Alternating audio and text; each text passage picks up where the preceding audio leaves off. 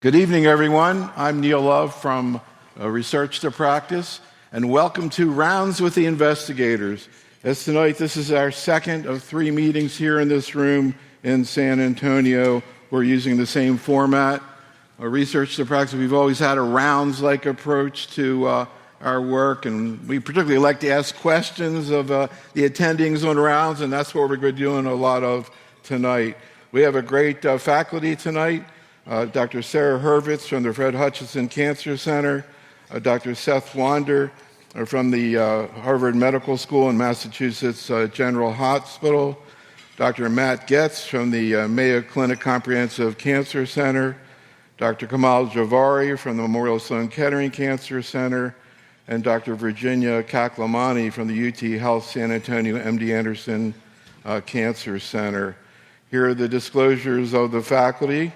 As is always the case, so when we do continuing medical education, we will be talking about the use of non-approved agents and regimens, so please consult package inserts for relevant information. But before we get started, I just wanted to sort of take a breath.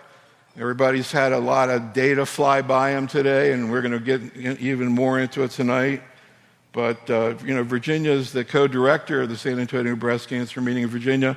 Last night, after our meeting, a couple of fellows came up to me, and we were chatting a little bit. They were from the NCI, and I always love talking to them. And I was reflecting back when I was a fellow, and my mentor, Dr. Chuck Vogel, who got me involved with breast cancer, said, "Hey, I'm thinking probably before most of you were either born or maybe you were in K or something."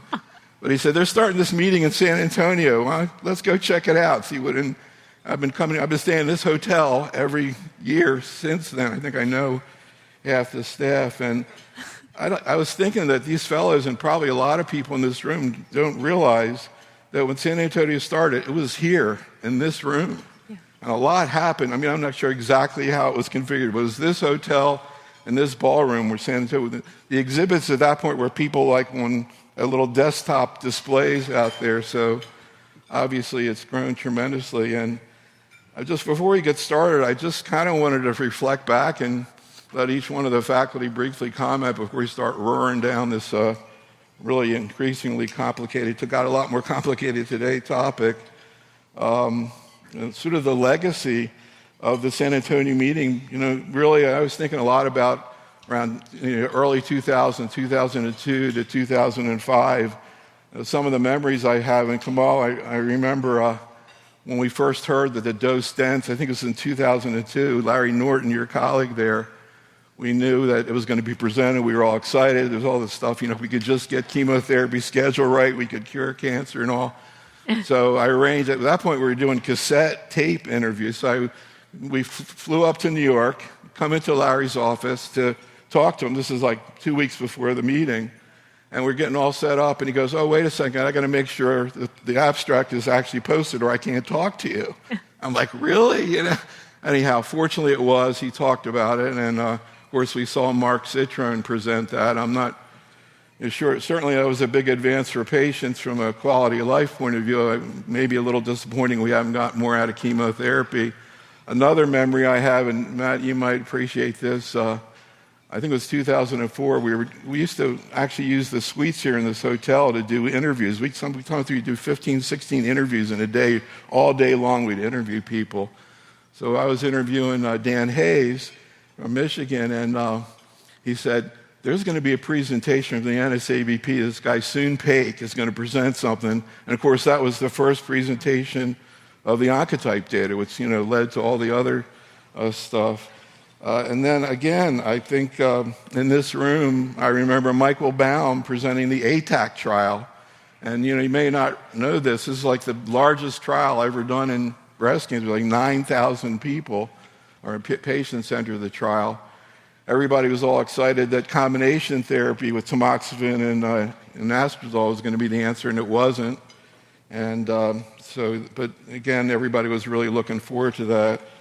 And then finally, last night, we did a program, incredible. We spent, an hour and a half talking about HER2 low and ultra low breast cancer.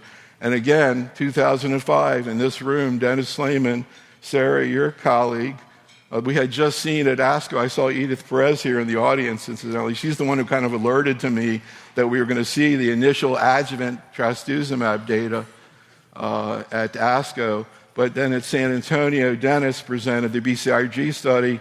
First time there were no negative patients, non-anthracycline. So this room has a lot of history and legacy, and I just thought I'd just take, again, before we start trying to figure out what's going on with hormonal therapy of breast cancer, just to take a breath and reflect back on the legacy of this room. Somebody was saying, what's the song, this from the Hamilton, not Erica Hamilton, but the play, What Happens in This Room. So, Sara, any thoughts or reflections about some of these things that happened, 20 years ago? Yeah, you stole the Slayman story because I was finishing fellowship in 2005 when he presented the non-anthracycline. He was a bit of a heretic for trying non-anthracycline therapy based on Mark Pegram's preclinical data of synergy with taxane and platinum. And I was a true believer and so excited by that data, and I had no idea what an uphill battle it would be to get people to let go of anthracyclines for certain situations.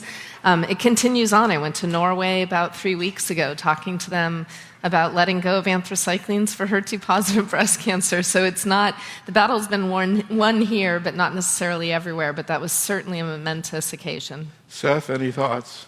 No, it's humbling to be sitting up here with all of you. It's a great pleasure, and even over recent years, starting to unravel some of the genomic complexity of these tumors and learning about all these newer resistance mechanisms. I think we're only developing new and better questions, from some of these insights. Every advance you make, you actually open up a whole spectrum of new opportunities. I'm sure we'll talk about some of those tonight. Yeah, Seth's my expert explaining pathways, and Komal. Komal is good with her hands, and I like simple things. And when we were at the attack days, we had these little diagrams of the S, like little Pac-Man things going into the thing.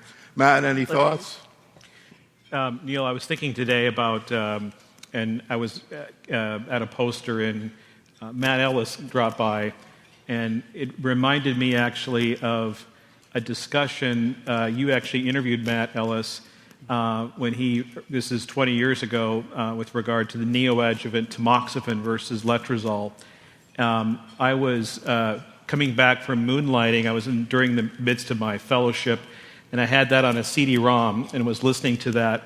And it's one of the things that I think it's a very memorable moment for me, because it was why? Why did you see such differences? You have two different endocrine therapies, and of course, people are still trying to unravel this.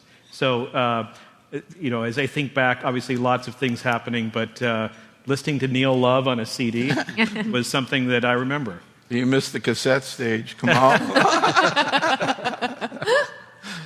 Any thoughts? Yeah, no, I think to me it's a realization that drug development is so complex. It's a long journey, it's very complex, and I think we all put our heads together, we think about exactly how we should design the next trial, and then just when we design and execute that trial and get the results, the field has evolved a little bit more and has dynamically changed even more, and we're like, okay, as Seth said, we're generating more questions from a new data set about something that we were excited a couple of years ago when we were developing that particular trial. But I think, the simple days, the Pac-Man days that you talk about, definitely not there. I think it's definitely more complex. I think, genomics is complex, and understanding this is not simple. I think we have a lot more to do, and I think just keep doing that so that we can get better and better. But it is complex. And finally, Virginia, you've been heralded the move from here over there. Incredible. And I think a lot of people, a lot of our audience has been in oncology less than 10 years. A lot of fellows, et cetera. People don't realize how much more research data is out there now. I mean, what we were just talking about, the early 2000s, was all cooperative groups. Now we have this huge volume, coming in from industry, which is really exciting. But any thoughts? And we're still putting a very small patient population on clinical trials, so we have to do so much better than what we're doing. You mentioned some of your memories from SABCS, and my first at SABCS was the ATAC trial that was presented, and a couple of years later, the Oncotype data presented, and I actually was told that I was the first person that ordered the test based on that data. I don't know how proud I should be, but it was really interesting seeing how the 21 genomic risk score evolved. So we organized SABCS, and we've been struggling with, should this be a virtual meeting or should this be a live meeting? And why should people come to San Antonio? And the answer is really in this room, because of the discussions that happen around the presentations. Komal presented a great oral presentation today, and people can hear this virtually. What they can't hear is experts discussing the data and what this means to them, advocates discussing what this means to them. So I think the strength of the meeting is everything that happens around the meeting. And here's where we're heading tonight. Each faculty member is going to do a presentation, and then we're going to talk about cases, real cases, and cases that they created, sort of board-like cases. We actually have 3 posters here. Komal assisted us with a couple of them, and I'm going to refer to some of the things we saw, particularly as it relates to our topic here tonight, because 2 of these posters related to hormonal therapy. We were talking about the other one last night with HER2-positive disease. And here's what you're talking about, the big news of the meeting. We're going to get to that in the last module. I will tell you, as I said, our approach has been, we like to ask people. We want to ask people the questions we know you all have. And I'm just going to tease you by saying, I'm going to tell you that one question I'm going to ask them at the end of this meeting is, and we've kind of got a little bit of a preview in the faculty room, but I'm curious to hear what they have to say is, would you like to have imlunestrant monotherapy available now? Or would you like to have imlunestrant plus abema available now? And so in the last module, we're going to let each one of them answer that question. And if they say yes, I'm going to say, well, explain exactly how. So stick around. It was a great presentation and discussion by Hal Burstein, but I'll tell you, I personally am there was a lot of stuff in there to think about. I don't even think we're going to be able to. You could spend the whole 2 hours just on that presentation, but we'll give you a little bit of a taste. It's always exciting to just talk about something that's sort of fresh off the blocks. All right, with that as a sort of a prelude, we're going to start out with Sara, who's going to talk. We're going to mainly talk about metastatic disease tonight, but Sara's going to talk about localized disease, particularly adjuvant treatment, and specifically the use of CDK4/6 inhibitors. Sara? Yeah, I'm always the black sheep. I'm talking about everything no one else is talking about. But we're going to talk about a localized breast cancer. And I'm showing you the differences in guidelines that we have right now. The FDA, EMA, and NCCN now tell us that patients at high risk for recurrence are defined by having 4 or more positive nodes. But there are some patients at high risk of recurrence with fewer nodal metastases, and this tends to be based on grade and size of the tumor, whereas ASCO and ESMO also include Ki-67 as a way for us to figure out if a patient is high risk. So clearly there's still some controversy. When we are sitting face-to-face with a patient, we look at things like age, which I think will be replaced by something like frailty indices in the future, I hope, genetic testing, molecular profiling, PR status, and other factors such as these. The monarchE study is the first study to yield an approval of an adjuvant CDK4/6 inhibitor. In this clinical trial, patients had to have node-positive disease.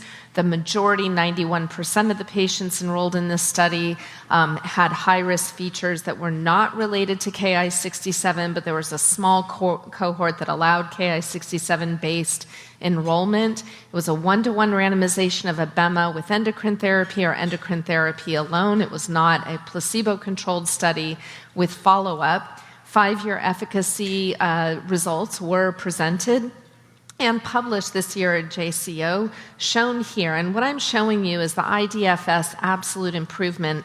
We were all excited when it met its statistical significance after disappointing results with palbociclib-related studies in Pallas and Penelope, but we were all skeptical because we were waiting for them to come off study and make sure that those curves continued to separate. And indeed, at the 5-year analysis, the delta between curves was 7.6%.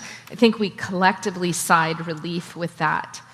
This microscopic forest plot basically tells you there's no way for you to distinguish somebody who would or wouldn't benefit from therapy based on multiple subgroup factors.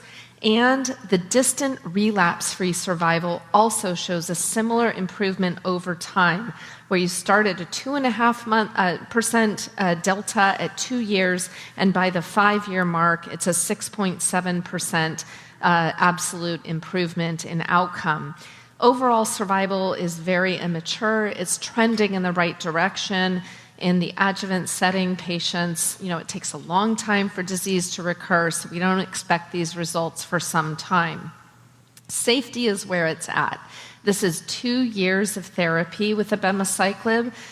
All these patients pretty much have had chemotherapy, so we have to consider these are patients who are going to be contending with an upset tummy for 2 years. So diarrhea at grade 3-4 was only 8%, but grade 2 diarrhea disrupts work, life, everything. It's difficult. It's very difficult. You don't feel well. So that's something we have to deal with as clinicians and make sure that we're paying attention to. ILD was 3%. Patients need to be monitored for symptoms, pulmonary symptoms. Venous thromboembolic events, 2.5%. And if you give it with tamoxifen, over 4% risk of venous thromboembolic events. I personally prefer not to give this in combination with tamoxifen, although it is indicated by our guidelines if you want to do so. So here is the prescribing information and guideline recommendations. The package insert allows it for early breast cancer in combination with tamoxifen or an AI. As I stated, the VTE concerns me. I prefer to give it with an AI. If they're high enough risk to get abemaciclib, they're high enough risk to be trying an AI. NCCN recommendations are slightly different, but essentially high-risk patients, as are the ASCO recommendations. NATALEE led to the second approval of a CDK4/6 inhibitor. This study also enrolled high-risk patients. I want to say that first because I hear community oncologists say to me often, well, NATALEE, the ribociclib's for low risk, node negative, and abema's for high-risk patients. No, NATALEE did include high-risk patients. They also include stage 2A, which is over 2 centimeters with node negative. Ribociclib was given at a lower dose than in the advanced setting at 400 milligrams. That mitigates the need for frequent monitoring of ECGs and some of the neutropenias. And all patients received a nonsteroidal aromatase inhibitor. You don't give ribociclib with tamoxifen because of QTc. IDFS was the endpoint. You can see that there were node-negative patients, but it was a minority. Around a quarter of patients were node-negative. The majority of patients were higher risk.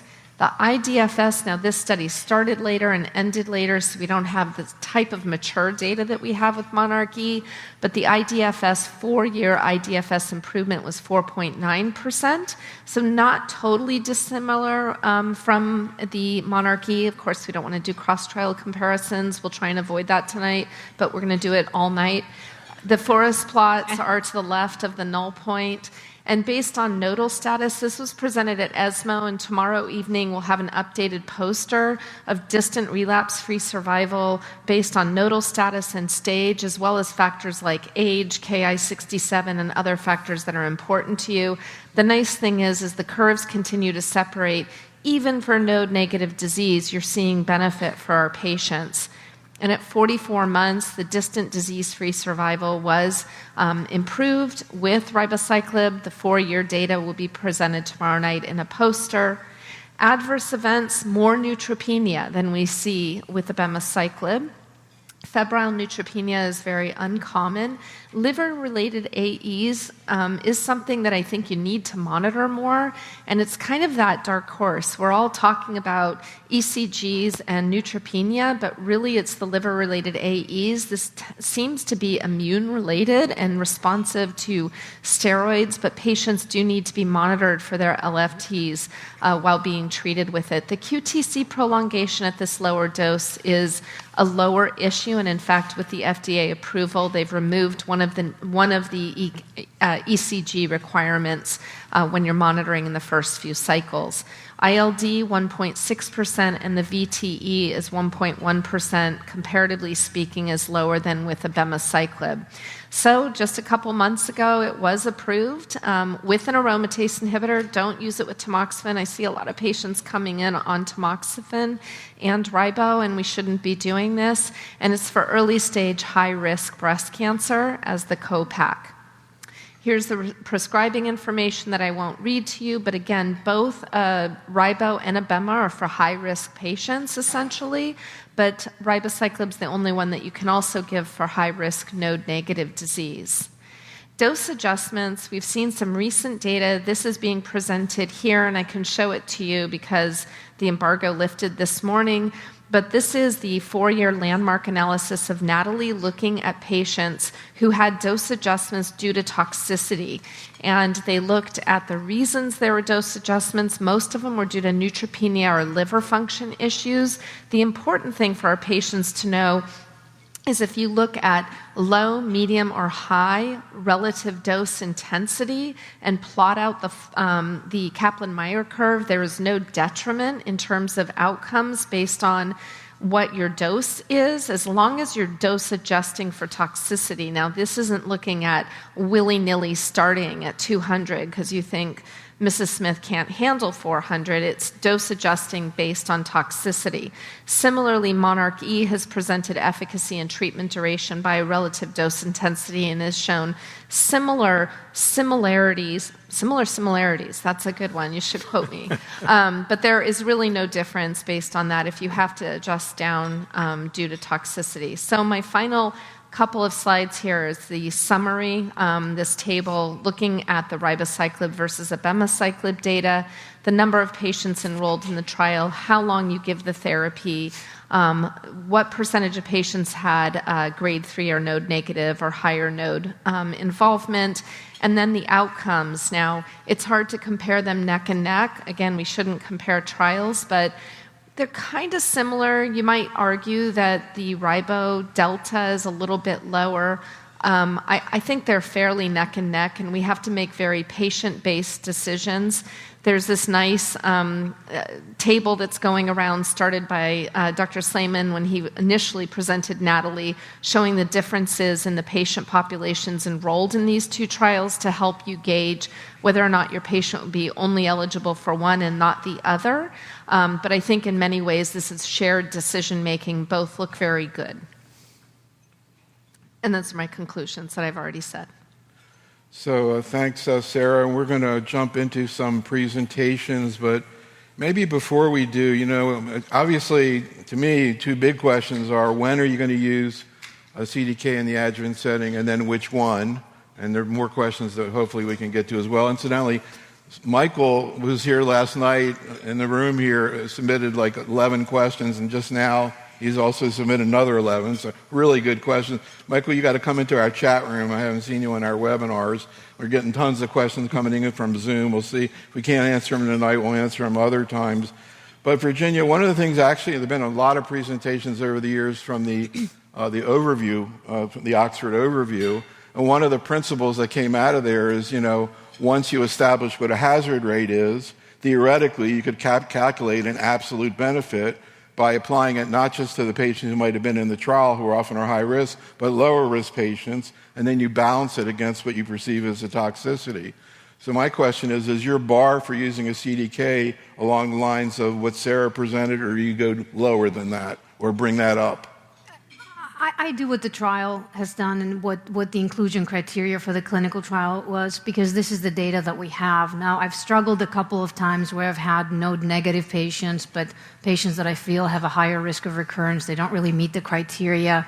What do I do? But I've stuck to the trial criteria mostly because of the data that we have. I think it's important, and if we start diverging from that, not just in one trial but another one, then we really kind of lose focus. This comes up all the time in oncology. And Komal, in terms of this issue, another question I have is for patients with 1 to 3 nodes Is anybody with one node potentially going to be a candidate, or do they need to have some of the grade and some of the other criteria that, again, Sara talked about? Yeah, it's similar to what Virginia was saying. I think I do try and follow what Monarchy had done when we just had Monarchy available. And, they did have that criteria for patients who had 1 to 3 positive nodes at that time. You had to have a larger tumor size or a higher grade or a higher Ki-67. That was cohort 2, a smaller patient population, but I have done that too in some cases where the grade was, not high and the tumor size did not meet the more than 5 centimeter, but somehow the Ki-67, when we tested it, turned out to be more than 20%.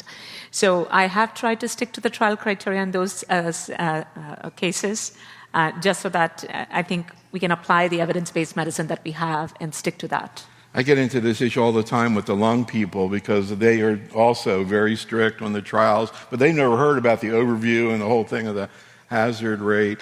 Another issue, Matt, of course, a critical issue is if you're going to use the CDK, which one? And I'm curious, and we're going to get in a second to Seth's case, which is very interesting in terms of this question. But what are some of the things that you think about? Obviously you have the issue of indication in terms of node negative, but you got 3 versus 2 years, which is a pretty big difference. How do you think it through practically, Matt, outside of clinical trial? So the obvious thing is, sometimes we're restricted based on what insurers will pay. I think if I have a patient that would qualify for both, I would look at the patient and say, I can give you 3 years of a drug, I can give you 2 years of a drug. And the patient oftentimes will say, if you're going to give me a longer duration, am I going to get better outcome? And, of course, this is what we'd like to see. And I think this is where we're at right now. The data are too immature.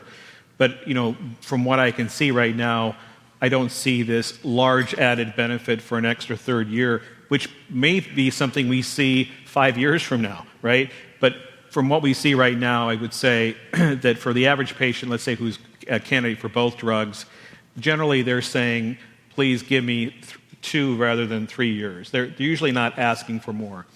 So, Seth, you sent in this case of a 55-year-old postmenopausal woman, ER positive, HER2 low, 2.5 centimeters, and 2 of 3 positive sentinel nodes. The patient's got a high oncotype, talking about oncotype. Before oncotype, everybody with a tumor 1 centimeter or greater, node negative, was getting chemo. So it's a pretty big difference nowadays. This patient got a TC. And then the question comes up about an AI, CDK. How did you think this through? And it looks like you're thinking about ribo in this situation, in spite of the fact that presumably the patient would be eligible for both. Well, thanks, Neil. This is one of these cases that's right on the borderline, and coming back to the points that Sara just brought up, and I agree with all the comments made so far. If we think strictly about the inclusion criteria for the study, the 4 more positive lymph nodes meet criteria for Monarch-E. If they're 1 to 3 positive lymph nodes, they need to either have larger tumors, higher grades, or higher Ki-67. Some institutions test Ki-67 routinely across the board. Other institutions don't. We generally don't test Ki-67 unless we specifically ask the pathologist for it. So here, strictly speaking, she actually would have been just below the Monarch-E cutoff, and I think this would have been a really challenging case before we had the FDA approval. My own approach now is if the patient only meets criteria for NATALEE, meaning they have higher risk disease but they don't strictly meet the Monarch-E criteria, I would prefer to give the ribociclib. If the patient meets criteria for both studies, along the lines of what Matt was just discussing, I think we need more follow-up. I tend to prefer to give the abemaciclib. I think Sara clearly outlined the more mature data that we have. All of those patients have now been off drug for quite a while, and the curves are actually separating a little bit farther each time we check. My hypothesis here is that this suggests we have micrometastatic disease that we may have eradicated, somewhere in 5 to 10% of those patients.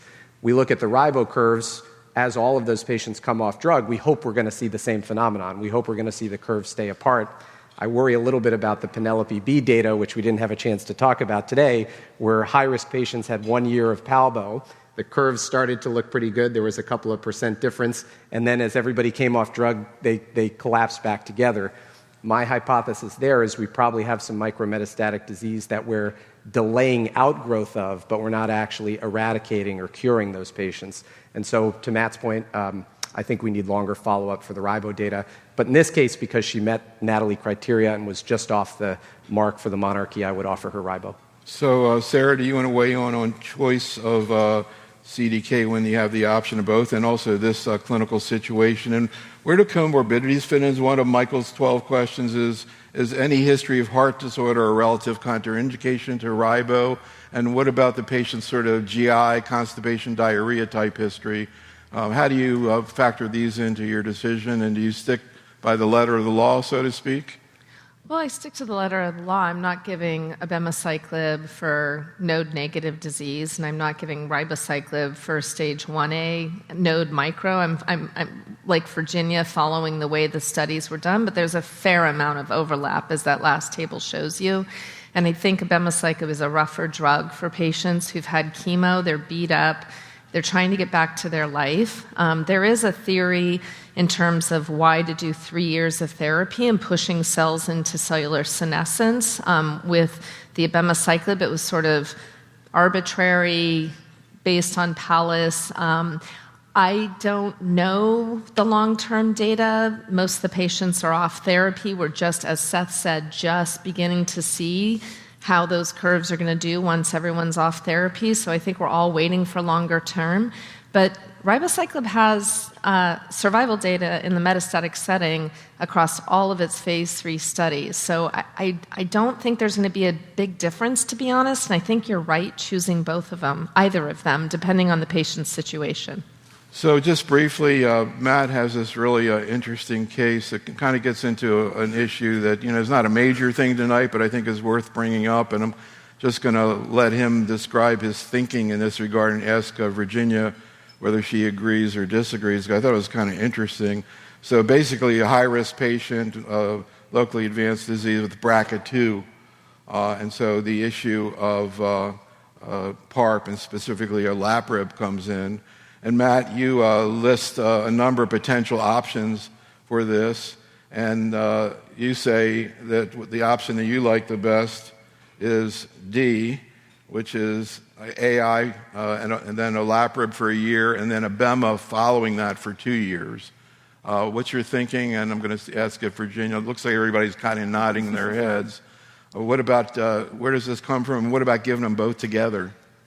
Yeah, so this, when we started getting the data, obviously with olaparib and then with abema coming out, there was some question about if you had a patient, what's the proper sequence? I don't think we know for sure, but my view is that in this case, the driver here is the BRCA mutation that would render her susceptible to the PARP inhibitor. And obviously, we can give the PARP inhibitor, and we're going to induce a survival benefit. So to me, that's the most important drug in this situation. We also have emerging data. It was just data I saw was at a poster walked by from France today.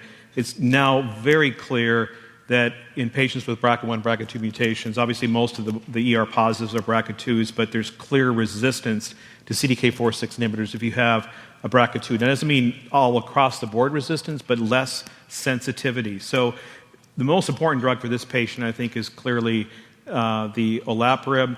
I think she's obviously, as you can see, very high risk, RCB3, lots of disease post-chemotherapy. And so, treating her with abema would be my recommendation. So any comments, Virginia? With triple-negative disease, we have this question of olaparib and PD-1 positive patients. And I hear people talking about giving them together. What about giving CDK and olaparib together? I think it would be very myelotoxic if you combine the two. But yes, there is data, and Memorial Sloan Kettering group also generated data to the exact same point, that these patients that have a BRCA2 mutation have relative resistance to CDK4/6 inhibitors, and so PARP inhibitors would be beneficial. There's also data that was presented today from the updated Olympia results, potentially suggesting that we can also prevent other breast cancers with olaparib or other cancers. So even though this is preliminary, I think this is extremely intriguing for our patients. So I would sequence them. Thankfully, both adjuvant trials allowed for patients to be on endocrine therapy for quite some time before they started the CDK4/6 inhibitor. So we would actually be going by the guidelines to give endocrine therapy, PARP for a year, and then the CDK. Yeah, so remember in the ATTACK trial, another big thing about ATTACK was decreased incidence of contralateral cancers, which we'd seen with tamoxifen. Here we are 20 years later. I'm not sure chemoprevention's used very much, although at that point there was a lot of excitement about it. All right, we're going to spend the rest of our time talking about the increasingly complex issue of metastatic disease, and particularly hormonal therapy in that situation. And Seth is going to begin at the beginning with first-line therapy and CDK4/6. Seth? Great, thanks, Neil. And it's a great pleasure to be with everybody tonight, both in person and online. We're going to take a whirlwind tour through some of these really important studies looking at CDK4/6 inhibitors in the metastatic setting. I'll just spend a minute talking about the current therapeutic landscape and resistance mechanisms. We'll just do a brief review of the key adverse events for these drugs. We'll look at the updated survival data for all of the first-line agents, and we'll contrast those results as it's really impacted our clinical approach. We'll talk about the SONIA and Right Choice studies, which are some unique insights into how we want to deploy these agents in the first line. And then I'll show you the post-MONARCH data, and we'll end with looking toward the future and thinking about some of the topics we're going to hear later tonight. So I like to start talks like this with this slide. This is summing up more than 50 years of effort in terms of targeted therapy for hormone receptor-positive breast cancer, going all the way back to the late 1970s and the development of tamoxifen. We saw the aromatase inhibitors in the 1990s, and then the first CDK4/6 inhibitor approved in 2015 with palbociclib, followed shortly thereafter by ribo and abemaciclib. And now on the far right, where I've listed these stars, we have the first drugs that are approved based on specific molecular genomic alterations that the patients need to have, and we'll be talking about these throughout the evening, including the first PI3 kinase inhibitor alpelisib, the first oral SERD elacestrant, the first AKT inhibitor capivasertib, and then, of course, now the second PI3 kinase inhibitor inovolisib in the high-risk first-line setting. And this slide summarizes a lot of work from our group and others looking at molecular mechanisms of resistance to anti-estrogen therapies and CDK4/6 inhibitors. And when we wrote this, we conceptualized these various resistance mechanisms into two broad categories: cell cycle regulatory elements on the left and oncogenic signal transduction drivers on the right. And you can see for all of these alterations, for example, CDK2, aurora kinase, and on the right-hand side, the RAS MAP kinase pathway, FGFR, HER2, PI3 kinase, AKT. In yellow, these are all potential areas where we might be able to intervene with specific agents that are either currently available in clinic or under active clinical development. But the other point you'll appreciate here is that a one-size-fits-all approach is very unlikely to work because patients are developing resistance through very different mechanisms here. And so thinking about these three drugs, many of us are using them regularly in the clinic. Just as a quick overview to level set, palbo and ribo are given 3 weeks on, 1 week off, while abemaciclib is dosed twice a day continuously.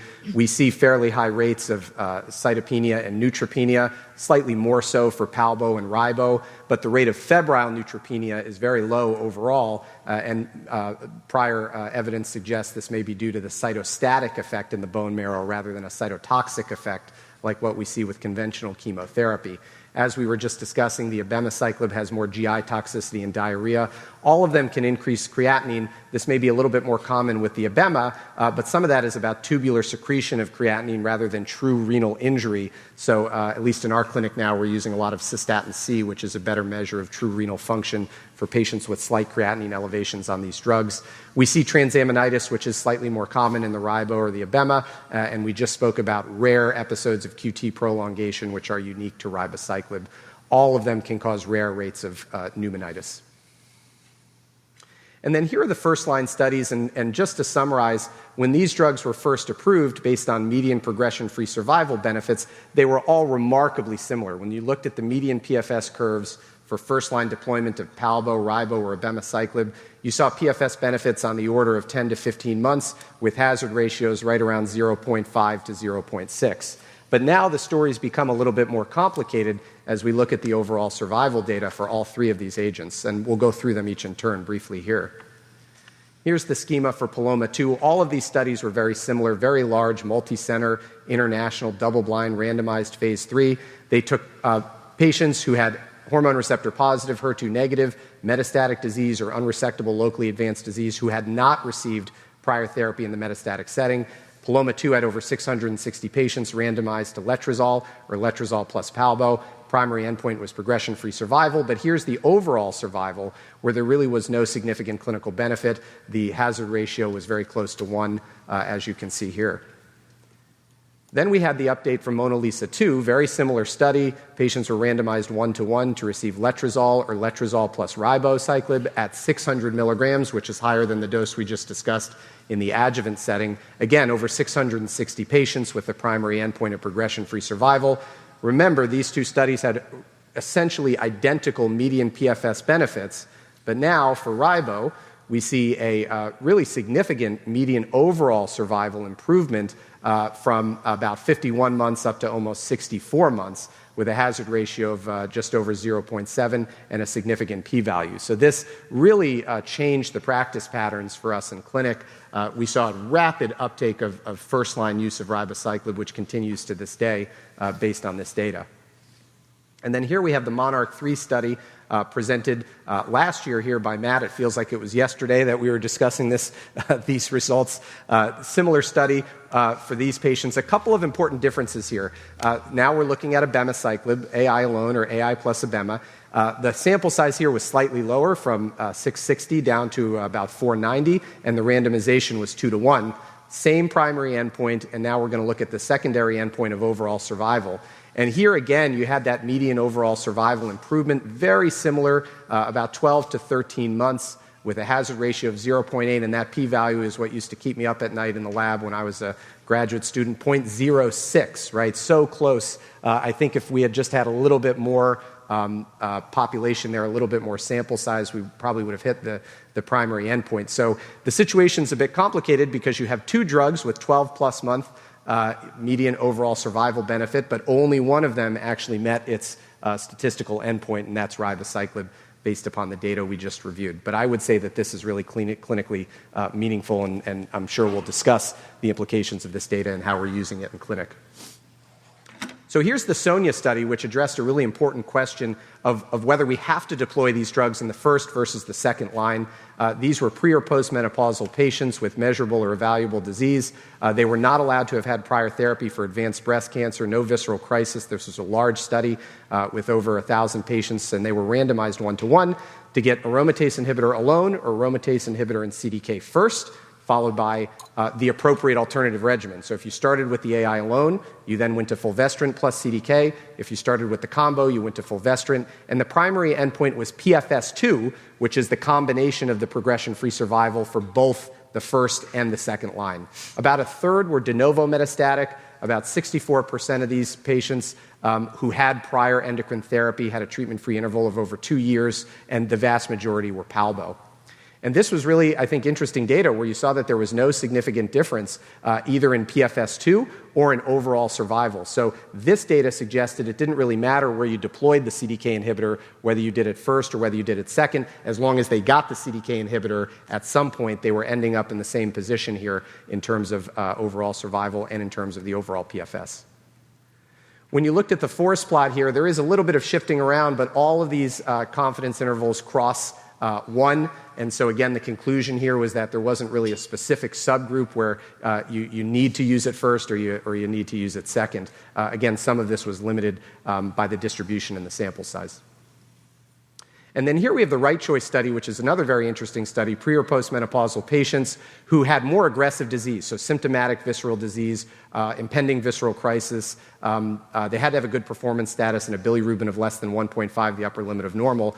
They were randomized to get chemo of clinician's choice versus ribo and an AI in the first-line metastatic setting. So the question here was whether you could use the CDK inhibitor first. And this was really impressive data to me, where you saw actually that the ribo and the endocrine therapy beat the chemotherapy in this situation.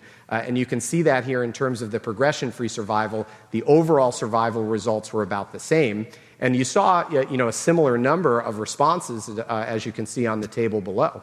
And so this suggested not only do you not have to go to chemotherapy for these patients, but actually that deploying the CDK inhibitor combination could even be superior. And what I'm showing you the PFS curve. What's interesting on the bottom right is what we might have expected. When you look at time to response, how quickly these patients actually achieved their response, it was slightly faster for the chemotherapy, which is what we would expect. So with the chemo, if you really have to debulk somebody quickly, this would suggest perhaps this can get there a little bit faster, but they seem to end up in the same place in terms of the progression-free and the overall survival. I think there are some limitations as to who was put onto this study, and in terms of the inclusion criteria, there's a lot of debate about this study, and so I'll be interested to hear from my colleagues on stage how people are using this and how confident they are in who came onto the study and how we can apply this. And then again, in terms of the forest plot, there are a couple of notable things here that I would mention in terms of who might be better for ribo. First of all, the patients who had de novo metastatic disease, the patients who had never been treated before in the past, they seem to do even better on the ribo versus the chemo. That makes sense. These are more endocrine-sensitive patients who never had the opportunity to become resistant in the prior setting, as well as some of the younger patients also seem to do better here on the ribo and the endocrine therapy based upon the forest plot. And then also look at the visceral crisis. So not just visceral disease, visceral crisis. Those patients who are characterized as having visceral crisis, it shifted a little bit over to the right, saying perhaps they would have been better candidates or more thoughtful candidates for chemotherapy. And again, let's talk about the implications of that in a moment. And then here, let me end with the post-MONARCH study, which we presented earlier this year at ASCO and is now pending publication.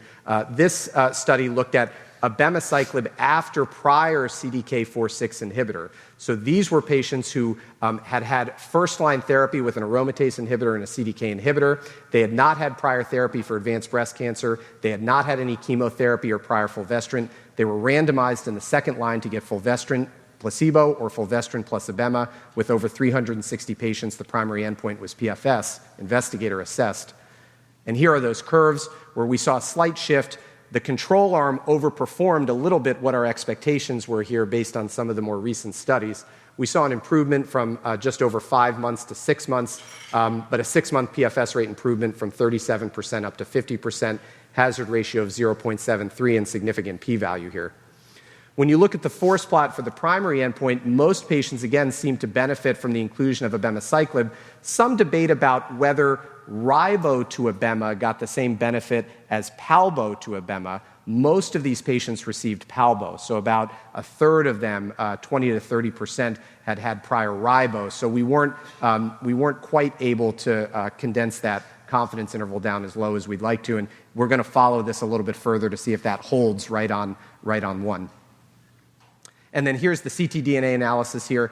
Whether the patient had an ESR1 mutation or a PI3K pathway alteration, they still seem to derive benefit from abemaciclib equally here, regardless of those key pathway alterations. And we have more biomarker data that we presented today as an update, and this analysis is ongoing. And so thinking about factors here, what are some of the things we want to consider? The patient's functional status, comorbidities in terms of GI, cytopenia, thrombotic issues in the past, whether we're using it in the first line or in the second line, where's the disease? Bone only? How many sites of disease? Is there impending visceral compromise? Is there brain involvement? And then think about the drug. 3 weeks on, 1 week off versus continuous dosing. What other medications are they on? What kind of QTC prolonging agents might we be dealing with? And then some questions that are coming up now. How are these molecular genomic factors influencing selection in terms of ESR1 alterations? Thinking about triplet therapy now in the first line based upon Komal's great ANOVA 120 data. And what's the best approach to patients who have progressed on adjuvant CDK4/6 inhibitors? This is a real frontier area. We need a lot more data here. We need to look at their genomic alterations and think about whether we can re-challenge them or not. And so let me just end with, if I can click through here. This is where I think we kind of are at the moment, although again, it's changing today based on the imlunestrant data a couple of hours ago. So for a patient who has de novo metastatic disease, first line, most of us are giving an aromatase inhibitor with ribociclib. If they have high-risk disease progressed on adjuvant endocrine therapy, we're integrating inovolisib as part of the triplet ANOVA 120. In the second line, it's getting really complicated compared to the days where we had AI to fulvestrant to chemo. Now we have all of these biomarker-driven choices, many of which we're going to hear about in the next couple of talks. And then in the third line and beyond, if they're dual mutant, you could consider thinking about one of these other options, meaning if they're both ESR1 and PIK3CA. We have ADCs. We have many chemotherapy choices. We have new anti-estrogens. We have new CDK4 inhibitors, new targeted agents, and even third, fourth generation ADCs. So thanks, Seth. And I was thinking about that. We had this podium built specifically for me because it's like my office at work, And I've got so many questions from the audience, like completely covering this here. So just a few of them. One, just to start with Virginia. For a long time now, we've been hearing CDK first line. We just saw that in the algorithm. And yet we saw the SONIA data. As I was coming in here, I was talking to somebody. They saw some, quote, real-world data showing substantial number of people are not getting CDK first line. Is that true? Are there any situations where you yourself you do not use CDK first line? I think we've seen this with a lot of other therapies that we all consider standard. And when we look at the data that are being developed, we see that a lot of patients are not receiving that. I think there is a patient population that may not need to get the CDK first line, second line. We have to remember that we typically lose 15 to 20% of patients with each line of therapy because unfortunately they have progression of disease and end up not being able to go on that second, third, fourth line. If we think that our patient is going to get to that second line, then giving endocrine therapy monotherapy in that setting, I think, is very reasonable. If they stay on an AI, the median PFS is around 12 months, which means for 12 months they don't have to be thinking of as much fatigue as they would with a CDK4/6 inhibitor, more hair loss that happens with a CDK4/6 inhibitor, diarrhea if we give abemaciclib, or cytopenias/infections. So there is a patient population that we could do that with. So, Komal, this will be like a memory test. These are three questions posed together. First, Seth had cell-free DNA on progression.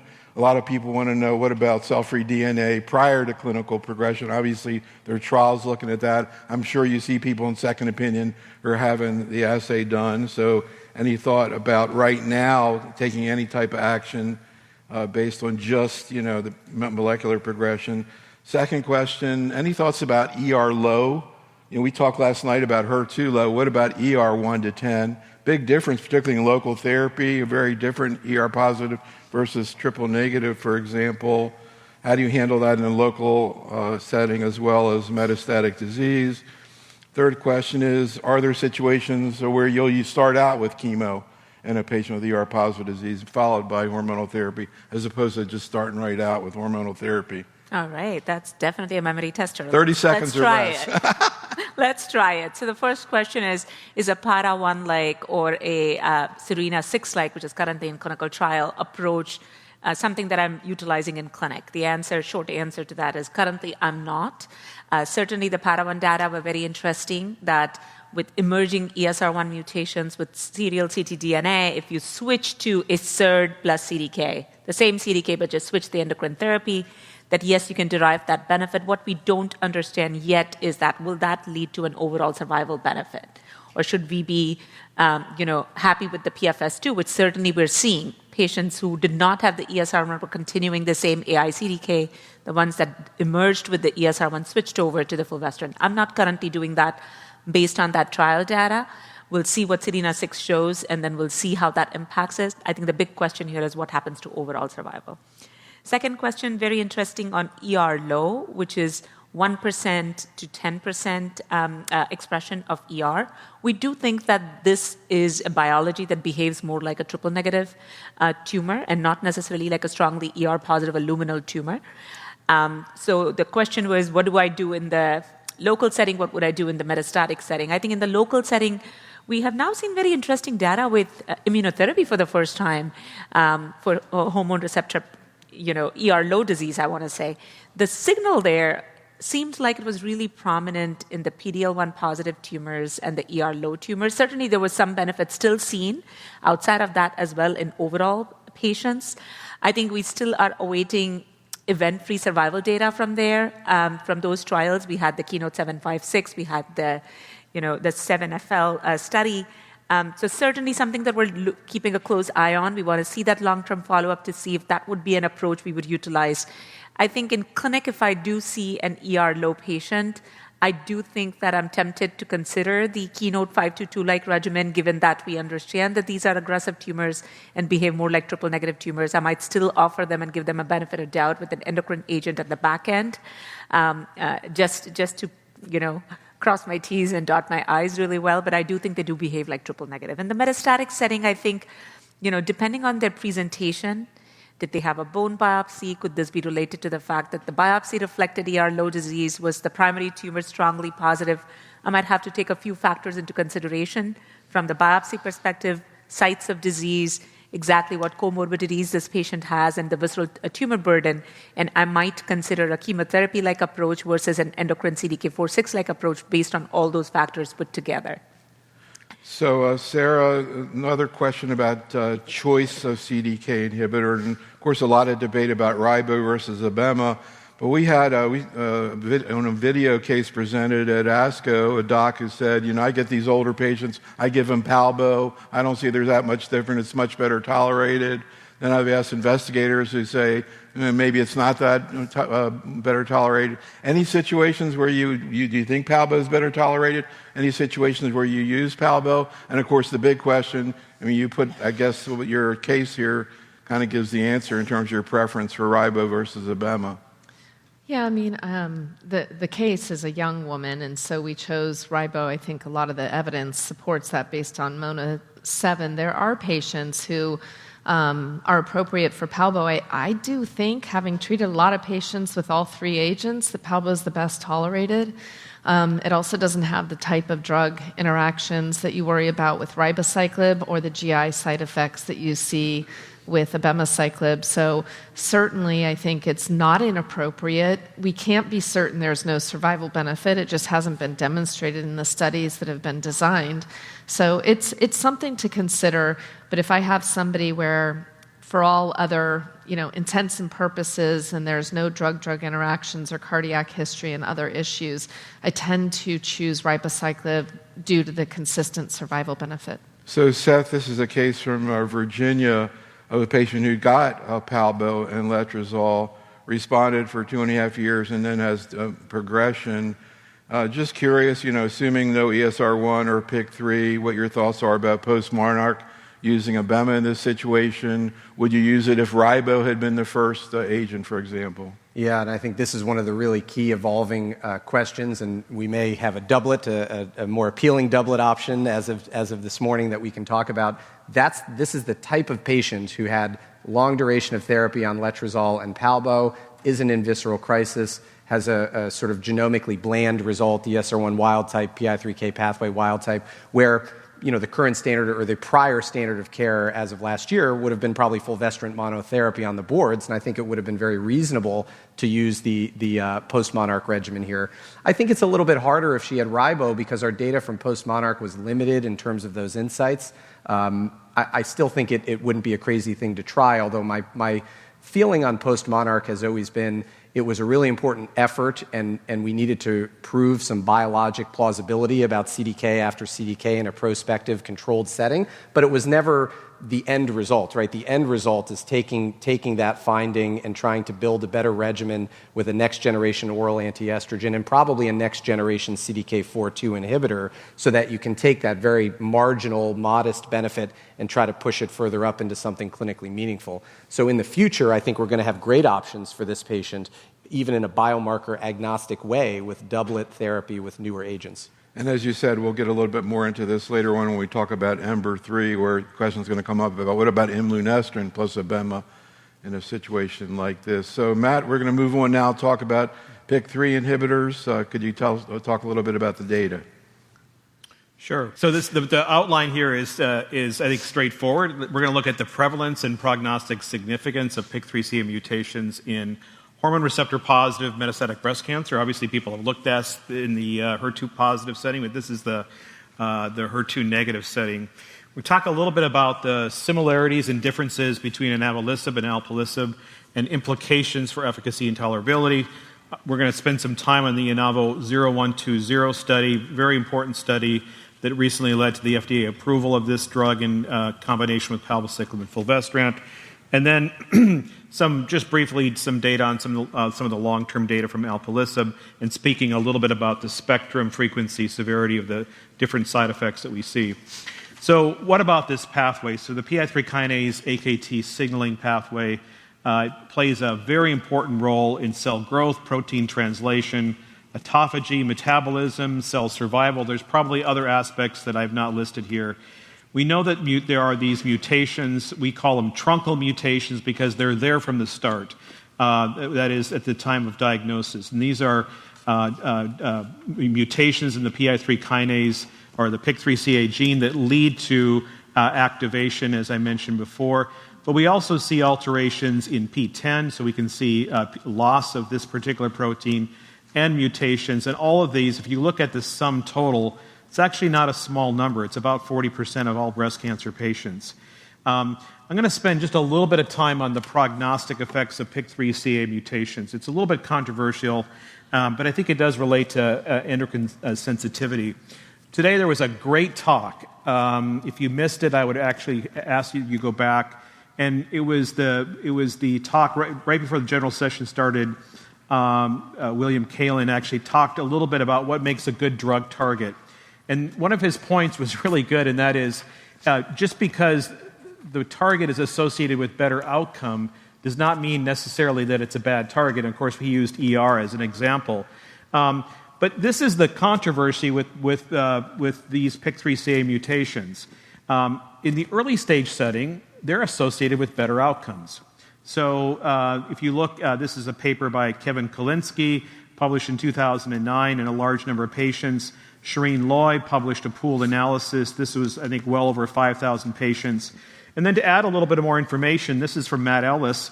Matt actually did a pooled analysis of a number of different neoadjuvant studies. There was his P024 study we were talking about before, letrozole versus tamoxifen.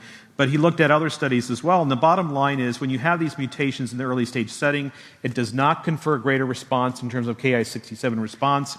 And as you can see, these patients actually do better if you have a PIK3CA mutation than if you don't. So, well, what happens, though, is that something flips. And I think people are trying to still figure this out.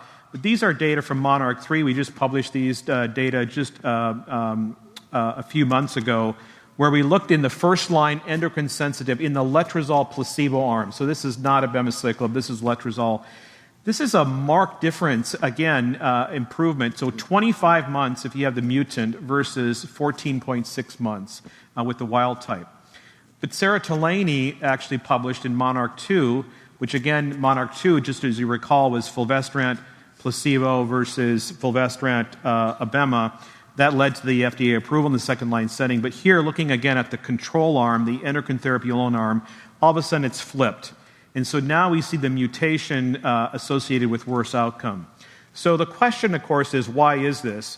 And I don't think this is the be-all, end-all, but I think it does explain a lot of this. This is from Carlos Artiega's laboratory back in 2010. And what he showed there in this paper is actually Todd Miller, who is the first author who did the work along with Carlos. And what he showed here is that it's actually estrogen deprivation, long-term estrogen deprivation, which is a key activator of this pathway. And so what we are probably seeing in the clinic is that de novo up front, we don't necessarily see these alterations as being necessarily drivers, but something flips along the way. And what his paper showed is that in multiple cell lines, that if you long-term estrogen deprive them, of course these cell lines had the PIK3CA mutations, but you see hyperactivation of AKT in the pathway. Well, what about a different drug that targets this pathway? Well, here's everolimus. We all know about the Bolero data. We use this drug in the clinic. We can see that in this situation, again, that targeting the mTOR pathway leads to pretty large improvement in median progression-free survival.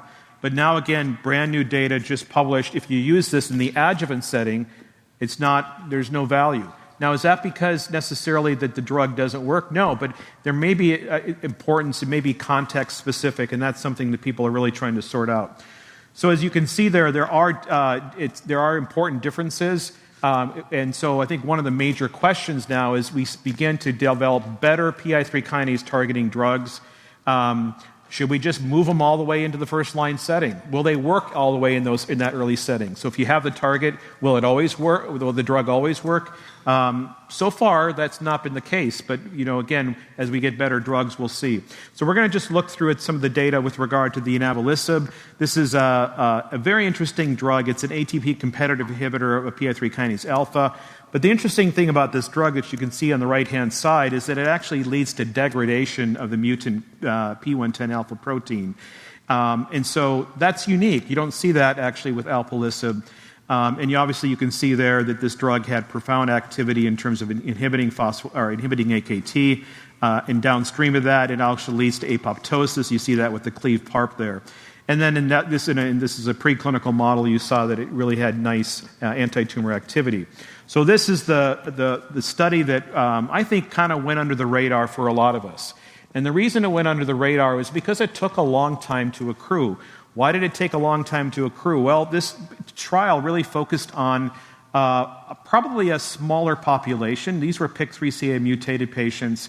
But in order to get on this study, they actually had to progress within 12 months of completing their adjuvant endocrine therapy. So we don't see this a lot in the clinic. We do see it, but this was the eligibility criteria. And the trial, of course, patients were randomized to palbo-fulvestrant versus palbo-fulvestrant plus inavolisib. These are the demographics. I'm running out of time. I'm just going to skip through these. But the point I'm going to make here is that the progression-free survival data is really impressive. These data, and there's a couple things that really pop out to me. Number one is we're all familiar with the first-line data with the CDK4/6 inhibitors where we say letrozole or your AI gets 14 months. Take a look here at the median PFS for the control arm. It was actually 7 months. And so what this tells us is that this group of patients that had progressed recently on their endocrine therapy and have a PIK3CA mutation, this is the sort of finding we saw in the Monarch 2 data. It's not the finding that we saw in those earlier studies I mentioned where PIK3CA is associated with a better outcome. So there's something happened. The switch has been flipped. All of a sudden, this is a driver, and it's associated with worse prognosis. And obviously, as you can see here, targeting this pathway leads to marked improvements in outcomes. This is just looking at the subgroup analysis, and I don't think there's really anything that popped out that I recall here. There was a few more patients treated with prior tamoxifen, but aromatase inhibitor alone, you see really a very nice hazard ratio here. And then already you're beginning to see a difference in overall survival. And again, I think this is because this group of patients is not doing well. Secondary endpoints, this is always nice to see this drug is improving response rate. It's more than doubling overall response rate, clinical benefit rate. And then there was some just recent data presented at ASCO. This is just some updates on toxicity, and this is what we all wanted to see.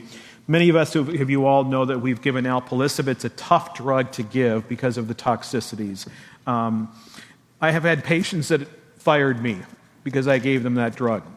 Why? Just because of the significant toxicities. I've also had patients on alpelisib who've done remarkably well and have tolerated it well. But I think the things that we clinically tend to see with these drugs, we see hyperglycemia, we see diarrhea, we see rash. In general, we saw that with this drug, but not to the same degree. And the thing that we were looking at, so here's the time to onset. Most of these side effects are happening early.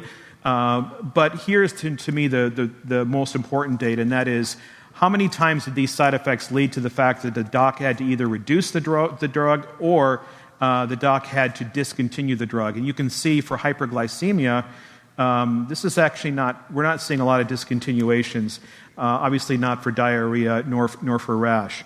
So I think what we can say just in terms of this, obviously we still see the side effects, but patients are not having to stop the drug because the side effects can be managed. So there was a couple other slides I just wanted to show you. This is most important here. This is looking at adverse events with any grade greater than 20% incidence. Again, looking at the inavolisib data versus the no inavolisib group. And what you can see, if you can look at grade 3-4 events here, sort of across the board, yes, they're there. But important here, and I just show this for comparison. This is the alpelisib data that led to the FDA approval.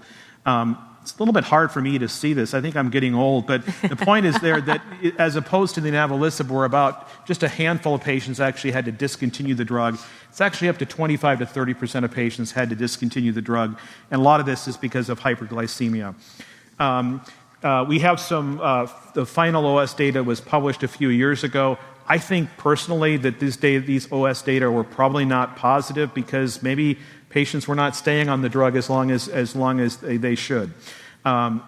So this is a laundry list. This is my last slide of just all of the PI3 kinase AKT-mTOR targeting drugs. And I think here's the really good news. The good news is the pathway is relevant. It's absolutely important. And as time goes on, we're getting better and better drugs. These drugs, including inavolisib, but also some of the really exciting drugs that are allosteric, that we're getting even no hyperglycemia, which is remarkable. And so I think as we go forward, the real questions are going to be, when do we use an allosteric inhibitor? When do we use a drug that perhaps hits a little bit of the wild type as well as the mutant allele as well? But we're heading in a direction that I think is very exciting. It's in my mind, it's actually validating the relevance of this pathway, and we're going to be targeting this pathway more and more as time goes on. Thanks so much, Matt. And I'm going to hold off discussion of Sarah's patient who actually had a 2-year disease control with alpelisib, and I want to get into that in the next module when we talk about capivasertib. I also have this idea of doing a CME program on diabetology 101 for the oncologist, and also cardiology 101 for BTK inhibitors, trying to figure out atrial fibrillation, et cetera. Anyhow, what I really want to do is hear about your case, Komal, a patient who was actually on the Innovo 120 study. Another great San Antonio story. If you don't know, I heard this last year. The press release came out on Tuesday that the trial was positive, and Komal, with Virginia's help and I think hope, somehow was presented on Friday, setting an Olympic record for press release to presentation. But Komal, let's talk a little bit about this case and how you're thinking through right now eligibility for this strategy. Again, are you adhering to the criteria of the trial, or is it a little bit more liberal with the FDA approval? Yeah, no, I think it's a great point. I think I'm sticking with what Matt was saying, that this is a relatively smaller patient population, but the population that we focused on was really the one that, as we showed in the control arm, the most poor prognostic patient population that you could find. So these were patients recurring on or within 12 months of their adjuvant therapy. They were obviously required to have a PI3K mutation to be eligible. They were also required to have measurable disease on an INAVO 120 to be eligible. And these were mutations that were detected in cell-free DNA predominantly, majority of the patients in the cell-free DNA, kind of highlighting the fact that this is, a significant tumor burden that is getting spilled in the plasma, you're picking it up on the plasma, and those are the patients going on. And so this patient actually kind of fit that bill. This was on the phase 1 study, really. That's like 3 years. Right. And so on 3 years of letrozole therapy, and we put her on the phase 1 trial, and she still remains on study. It's been over 5 years, and she's been tolerating this triplet for this long with the disease which has stayed silent and NED, if you will, no evidence of disease on scans for 5 years, and tolerating really well. And what's your experience in general been with tolerability of this regimen, again, compared to your experience with other AKT and PIK3 inhibitors? Yeah, no, I think, hyperglycemia is still something that we see. I know we said that the discontinuation rates were low. I do think that the hyperglycemia is slightly different in that, in terms of the grades of hyperglycemia and the number of medications we require. But I also want to point out that INAVO 120 had a different eligibility criteria. The hemoglobin A1C cutoff that was used in INAVO 120 was less than 5.7%. When we think about the alpelisib trial, it was 6%, not super different. I'll talk about capivasertib shortly, an AKT inhibitor. That criteria that was utilized in Capitello 291 is 8%. So there are differences in these studies. I think what has become a little clear is that across the class, we do see some common toxicities that we keep an eye on, the key ones being hyperglycemia, diarrhea, rash, and stomatitis. But there are differences with each a drug in terms of what is the predominant toxicity that we see. With INAVO, for instance, there were no grade 3 rash. Rash is a big concern that we face in clinic with alpelisib. We use prophylactic antihistamines for our patients to deal with that rash, to lower the grade and the toxicity and the severity of rash. there were no grade 3 rashes here. We did see stomatitis with inavolisib. So I think utilizing a dexamethasone mouthwash, as we now have this drug approved in clinic, would be important. 27% in the control arm with palbociclib fulvestrant had stomatitis. It was about 51% in the Inavo in the triplet regimen. Fortunately, much lower grade 3 dexamethasone mouthwash was not mandated for all, so I would use that in clinic. Hyperglycemia, as I said, was seen, but very low discontinuation rates, perhaps because of the hemoglobin A1C, perhaps because of the PTEN mutant degradation action, which kind of makes this hyperglycemia slightly different than what we've seen with alpelisib in terms of severity. I have not had to use more than one drug in majority of our patients if I had to use it on clinical trial. So I have found it a slightly better version, but that's a handful of patients on clinical trials. We'll have to see how that fares in the real world. And when we start using these drugs, I think we have to be very vigilant about using them. And again, Sara, do you stick with the 12-month bar there, or will you extend it out? Will also, just to begin, we'll get into it more with the next module, would you consider using a GLP-1 agonist to bring somebody's hemoglobin A1C down before you start treatment? Yeah, I haven't actually done that. I'd certainly consider it. We're all becoming really better friends with our endocrinology partners. I'm using keto diet as a run-in to starting therapy with my patients and sort of having them work with a dietitian early on while we're waiting for approval and for the pharmacy, to send the medication to the patient. And we're very selective about our patients. These drugs are not for everyone. We have to be very careful about who and have a very informed decision so that the patient partners with you, because some patients don't feel that they're up to the type of monitoring that we need to do. So again, we'll talk a little bit more about it. One of the reasons I brought up Diabetology 101 is, particularly in the community, it's not that easy necessarily to get to an endocrinologist, so we have to kind of take it on ourselves a little bit. Again, we'll talk a little bit more about this. Kamal's going to review some of the data in terms of AKT inhibition, specifically capivasertib. Yeah, thank you. So we'll keep with the theme of the PI3K pathway and talk about AKT. So I think Dr. Wander walked us through a little bit about endocrine resistance. And I think, as we were saying, we utilize CDK4/6 inhibitors predominantly for most of our patients in the first-line metastatic setting. But what remains an unmet need is our understanding of all the mechanisms of resistance to endocrine therapy with CDK4/6 inhibitor. Is it related to the resistance to endocrine therapy backbone? Is it related specifically to the CDK4/6 inhibitor? Or is it a combination of the regimen that we are seeing the endocrine resistance for? And when we think about this, we're thinking about, are these resistance mechanisms ER dependent? Or are they independent mechanisms beyond the ER dependency as well? And while we've been able to, identify a few mechanisms of resistance specifically to CDK4/6 inhibitors, I think we still do not understand, for majority of our patients, acquired mechanisms of resistance to CDK4/6. I think some things we've been able to unravel are RB1 mutations, and one thing that has also come out as a potential mechanism of resistance is PTEN loss and PTEN mutations, which I think is cross-resistant for the PI3K inhibitors as well, and now for CDK4/6 inhibitors as well, which brings us to our understanding of what are the genes within the PI3K AKT pathway that are frequently altered in breast cancer, because these are mechanisms of resistance, as Dr. Wander was saying. One of the ways is the growth factor pathway activations, and this is one of the pathways that could be implicated in endocrine resistance.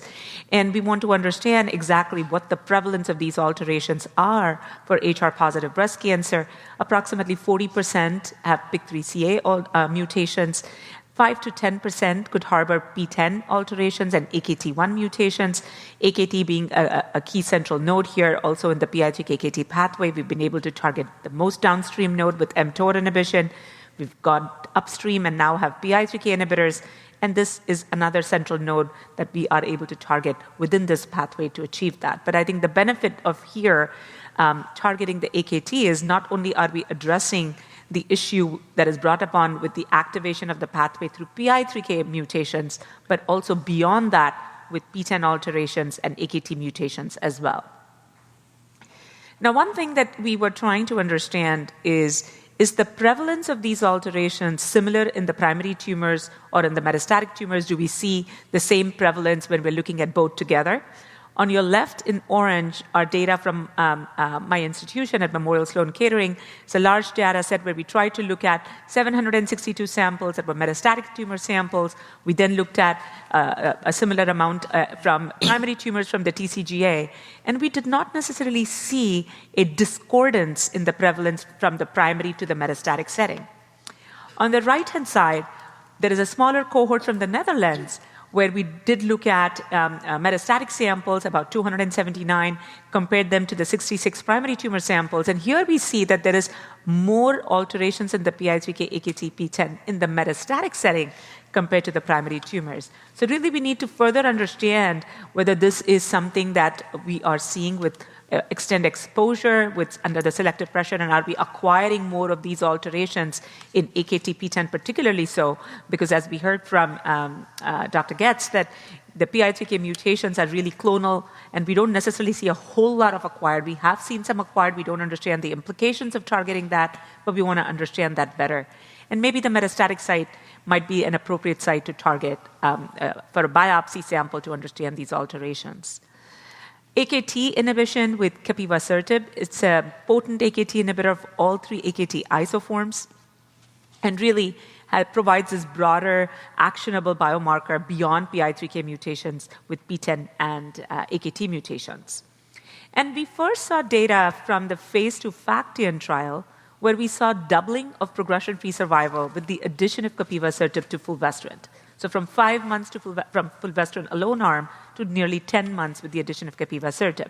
Now, interestingly, we had evaluated whether this benefit was different or just limited to the activation of the pathway with PI3K, AKT, and PTEN.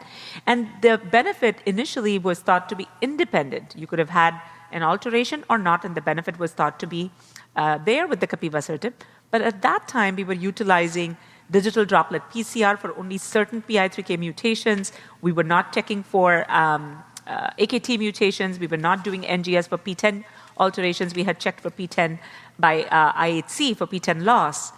When we tried to really expand this with an NGS panel, and we then looked at AKT alterations, we looked at additional PIK3CA mutations, we found that about 54% of the patients did harbor some alteration in PI3K, AKT, PTEN compared to 42% in the previous assays. And then when we reran the analyses with this longer follow-up using this NGS panel, we saw that the PFS and the OS benefit was really limited to this altered patient population. And so we wanted to then confirm in a phase 3 trial. Now, another point about FACTIAN is that these were CDK4/6 naive patients. So we wanted to look in the phase 3 Capitella 291 study. One, is there benefit post-CDK4/6 inhibitor, which is what we use in our first line? And two, do we still think that this is limited to the altered patient population, or should we see that even in the unaltered patient population? So this phase 3 trial really enrolled patients where up to 2 lines of endocrine therapy were allowed, no more than 1 line of chemotherapy. Again, hemoglobin A1C cutoff was generous here, less than 8%. Patients could have recurred on or within 12 months of their adjuvant therapy as well. These patients, approximately 700 patients, randomized to capivasertib fulvestrant versus fulvestrant, with co-primary endpoints of looking at progression-free survival benefit in overall patient population and also the AKT pathway altered patient population. With respect to the demographics, I think the 2 important things that I'd like to highlight is that approximately 70% were CDK4/6 pre-treated. Approximately 18% had received some chemotherapy. 2/3 were secondary endocrine resistant. 1/3 of these patients had primary endocrine resistance. How many patients had alterations on the Capitella 291? So these were detected in the tissue. This was approximately 44%, majority being PIK3CA alterations. So 33% of this 43 were PIK3CA alterations. Approximately 5% each were AKT1 and PTEN alterations. And then a very small fraction of patients had PIK3CA and AKT or PIK3CA and PTEN as well.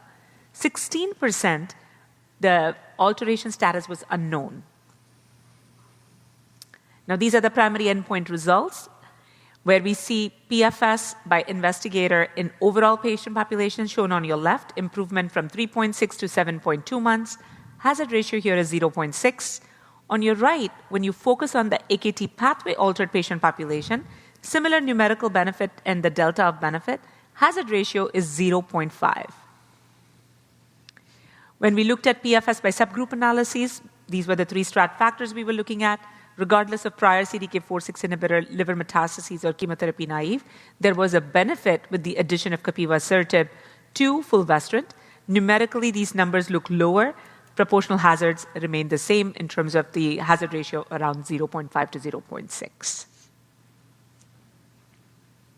Now, what about patients without AKT pathway alterations? On your left are these patients with no pathway alterations with unknown NGS results that were included. So that 16% were included. Here, the hazard ratio is 0.7. On your right are these non-altered patients where the unknown 16% were excluded. And here, the hazard ratio has dropped to 0.8.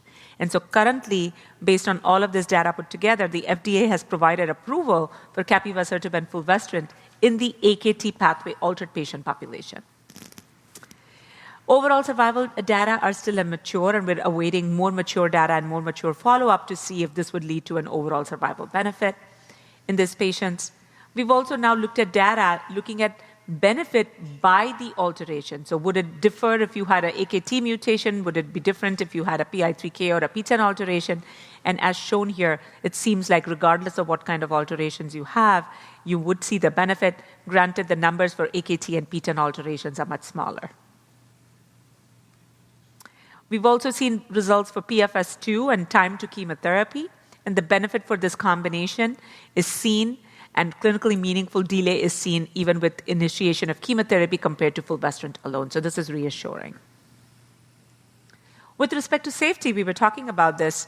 The most common toxicities that we see with capivasertib fulvestrant are diarrhea and rash. About 72% all-grade diarrhea, 9% grade 3 diarrhea, rash 38% all-grade, grade 3 rash is approximately 12%. Hyperglycemia rates are much lower, 16%, with only 2% grade 3 hyperglycemia. This is despite the generous hemoglobin A1C cutoff of less than 8% with this drug. This is also, I should say, the only agent targeting this pathway where we're using intermittent dosing schedule. So unlike alpelisib, inavolisib, or everolimus, capivasertib is dosed at 400 milligrams BID, 4 days on, 3 days off. And that was based on the phase 1 study that had optimized that dosing schedule based on the PK and efficacy. For diarrhea and rash, we have good modification and management strategies in place. Median time to onset for diarrhea is about 8 days. Discontinuation rate for diarrhea was much low at 2%. Time to onset for rash is about 15 days in the first 2 weeks.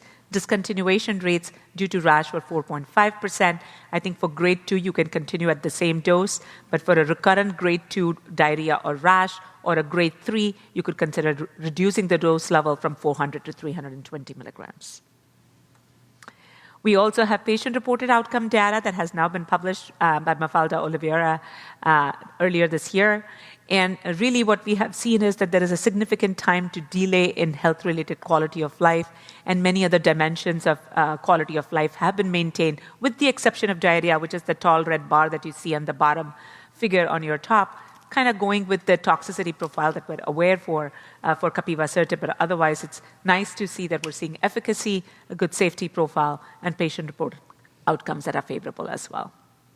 So this is really a part of the NCCN guideline where you can offer this therapy to patients that harbor PI3K, AKT, or PTEN alterations in their tumors, and it's a category 1 recommendation for that. We utilize this predominantly post-CDK4/6 in the second-line setting.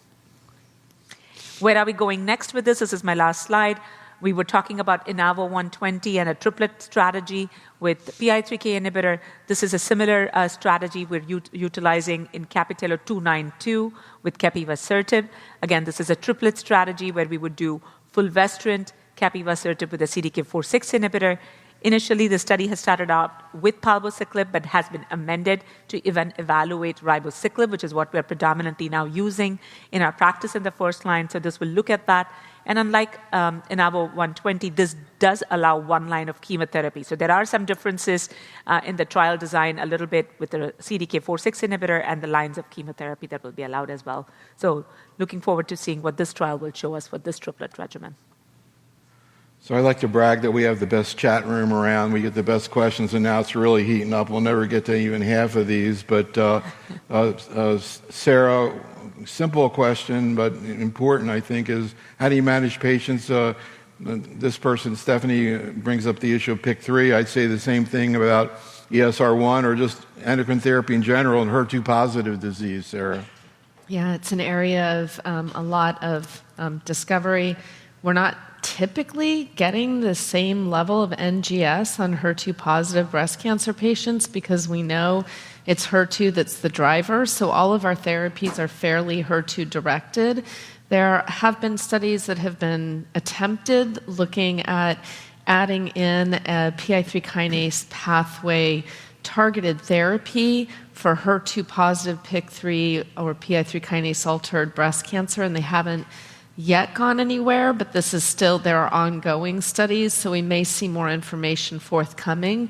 But right now, we're not testing for these alterations and making therapeutic decisions based on them. So, Matt, the way we do our practice guidelines is we ask 20 people like you all what they do, and if they all do the same thing, we call it a consensus, and if we see 4 different answers, we know it's not a consensus. And one of the things we noticed very quickly after capivasertib came out is that we saw a real shift in just PIK3 mutant disease away from alpelisib towards capivasertib just based on tolerability. Simple question, what's your usual approach to a patient with PIK3? So a couple things. Number one is, post CDK4/6, if the patient has a PIK3CA mutation, I would definitely move towards capivasertib. Obviously, we always think about it, clinical trial. I think one of the questions that comes up, and that is, what happens if you actually see both, a PIK3CA mutation and an ESR1 mutation? Which driver do you pick first? And I think the reality is that in the future, it's pretty clear that actually we probably need to be targeting both. And we just don't necessarily have the approvals for that right now. But I think in general, in the case that you mentioned, I would definitely think about capivasertib fulvestrant. That kind of leads into Seth's case, or this scenario here, in terms of this patient having PIK3 and I guess ESR1 at 5%. We were mentioning the poster we did. We showed 20 elite medical oncologists who present cases at our webinars. I mean, these people are very well informed. 20 minutes of video of Komal, and then we asked them about their practices, and a third of their decision changed just based on listening, to somebody like yourself talking about how they think it through. So getting back to Matt's question, now we don't really have data combining them. So how do you approach a patient like this with double mutations? Seth? Yeah, I think Matt's points are all well taken, and this is one of the most common questions we're getting at Tumor Board and in forums like this. I think you could argue this both ways. One argument would be if you have a patient who has fairly indolent disease, they meet all the criteria for Emerald, they're one of those long-time responders on first-line therapy, go for the elacestrant because it's easy to tolerate, it's less monitoring. They might be one of these patients who have really good longer-term response. The counter-argument would be looking at some of the curves that we just reviewed. If you look at the intention to treat population, or even if in the subgroup, we're getting more benefit with the targeted therapy for PI3K pathway, whether that's with alpelisib or capivasertib, and so I think you could argue both. It depends on comorbidities, it depends on cadence of disease, it depends on which mutations are present. I think ultimately we want to go to a place where we don't have to choose. We want to go to a place where we're able to hit both of these things with optimal agents at the same time. That's why we have a lot of these platform studies like Elevate and Morpheus, where we're looking at combinations of next-generation antiestrogens with everolimus, with PI3K inhibitors, with AKT inhibitors. We're going to be moving soon to next-generation CDK4/2 inhibitors. We have now combination data for first-generation CDK4/6 inhibitors. So this is a big problem we have now, but I don't think it's going to be a big problem that we're going to have for a long, long period of time because we're going to have the right combinations for all of these more complex, higher-level scenarios. It was interesting when we created our survey. We weren't quite aware of all the refineties of how you look through, and we just said, what do you do if they're doubly mutated? And to give you an example of consensus, 50%, 50%, not only in the investigators but in the oncologists. So I think more refining it down. So we'll see if we can deal with this next case and this basic topic in a very brief period of time. Again, we probably ought to spend about 15 minutes on it, but. Virginia, bottom line, maybe without even going through this case, what sticks out here, it's a man. So how does all this stuff apply to men? I don't think I would change much in men besides giving an LHRH agonist when I'm going to give an aromatase inhibitor or fulvestrant just because of the data generated there. If you want to give tamoxifen, you don't have to do it with anything else. But otherwise, I would stick to what I know. And so in this case, he had an AKT mutation, and we talked about capivasertib, and he received a combination of capi, fulvestrant, and an LHRH agonist. And how did he tolerate it? I'm curious in general, I envision younger patients, particularly in your practices in general. How often do you see people coming in with the kind of hemoglobin A1Cs that were in the trial? When I think about people who are 75 or 80, I would think not too many of them would be qualified for a lot of these trials.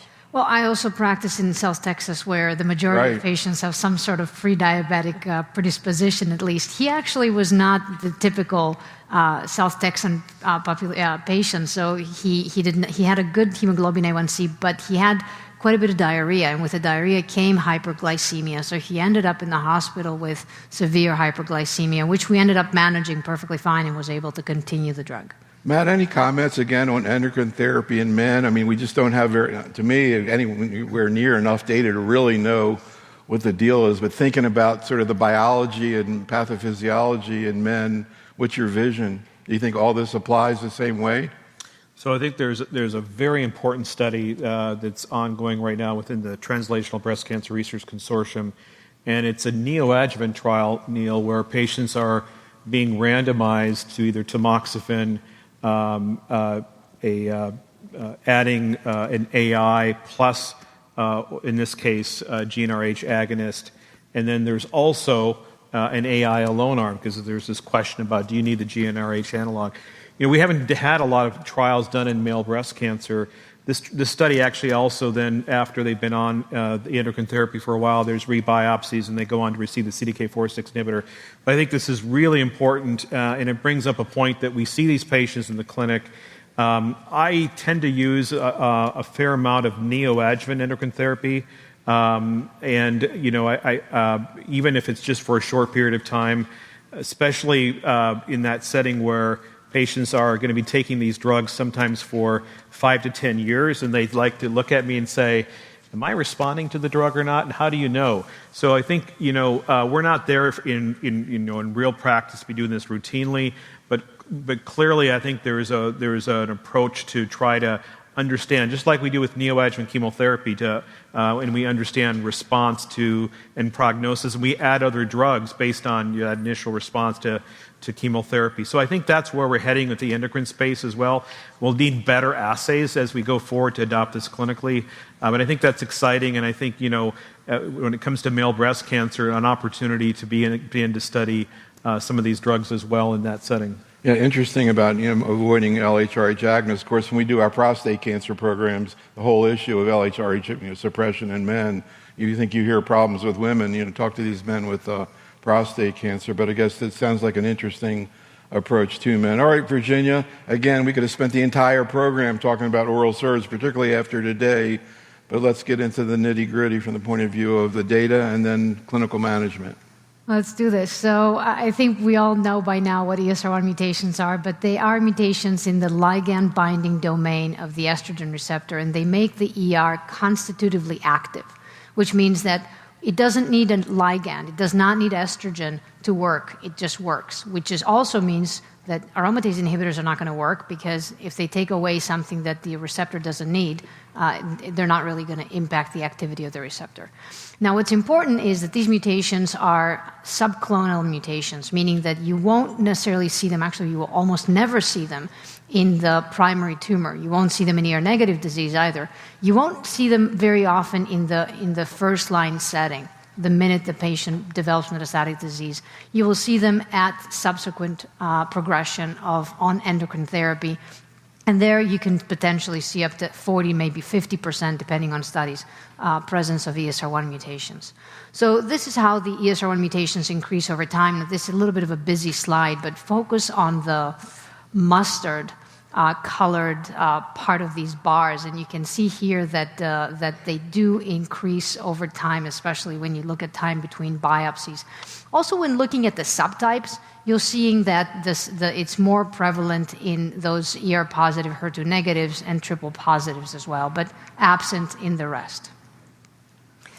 Now, what's also pretty important is the fact that after CDK4/6 inhibition, you see more of these ESR1 mutations compared to after any other endocrine therapy. So for some reason, we're almost selectively developing these ESR1 mutations on CDK4/6 inhibition, which is important for how we evaluate these drugs. Now, where do we want to look for ESR1 mutations? The answer is we want to look at liquid biopsy. And the reason for that is what Nick Turner and his group showed, that if you do a paired sample of tissue and liquid biopsy, you're probably missing around 20 to 25% of these mutations that are present in liquid and not present in tumor. Now, having said that, I actually just had a case of the exact opposite, where a patient had a tumor sample that was ESR1 positive, but the liquid biopsy did not pick up the mutation, and likely because there just wasn't enough shedding of the DNA.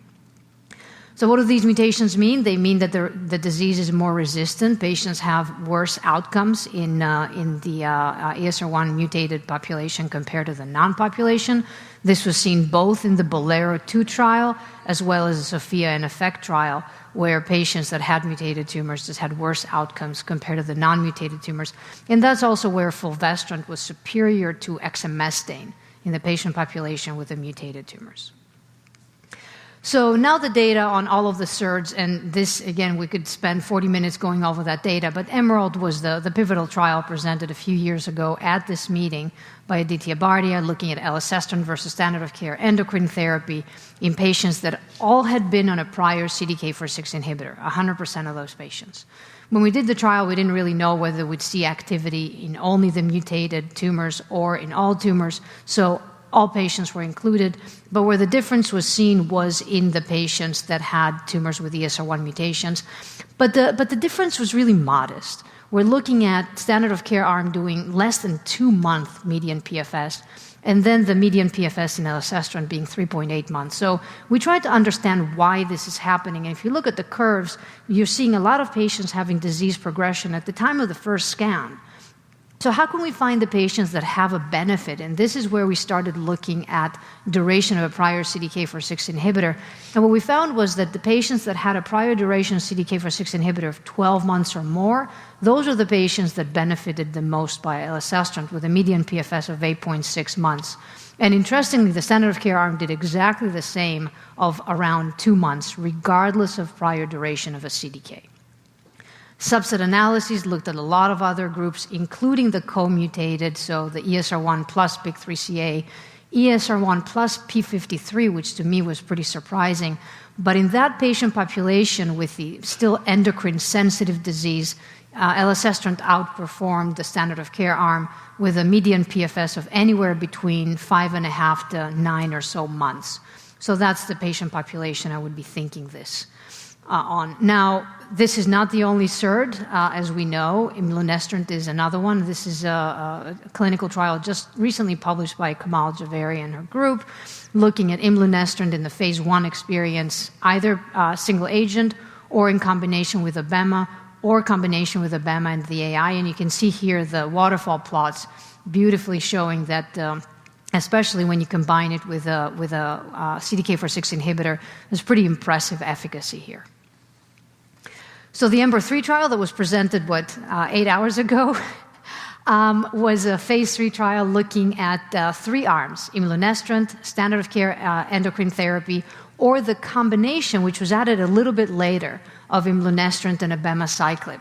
The way this trial was done was that the comparator arm was either imlunestrant versus standard of care, imlunestrant versus imlunestrant and abemaciclib. And so we don't really have a comparative of all three together, but I think that really is not necessary. Would have needed a much, much larger clinical trial to do. So these are the primary results when we compare the imlunestrant and standard of care endocrine therapy arm in the mutant patient population, because it didn't seem to make a big difference in the non-mutant patient population. You can see the difference here, 5.5 versus 3.8 months, clinically and statistically significant. So this is, I think, probably the clinical trial that would lead to the approval of imlunestrant in this patient population. Now, how about combination? Because I think this is where we're all moving toward, and these trials have been alluded to, the ELEVATE trial being the umbrella trial of elacestrant, with pretty much every combination you can imagine. And you can see on the bottom the response and clinical benefit rates that we have so far.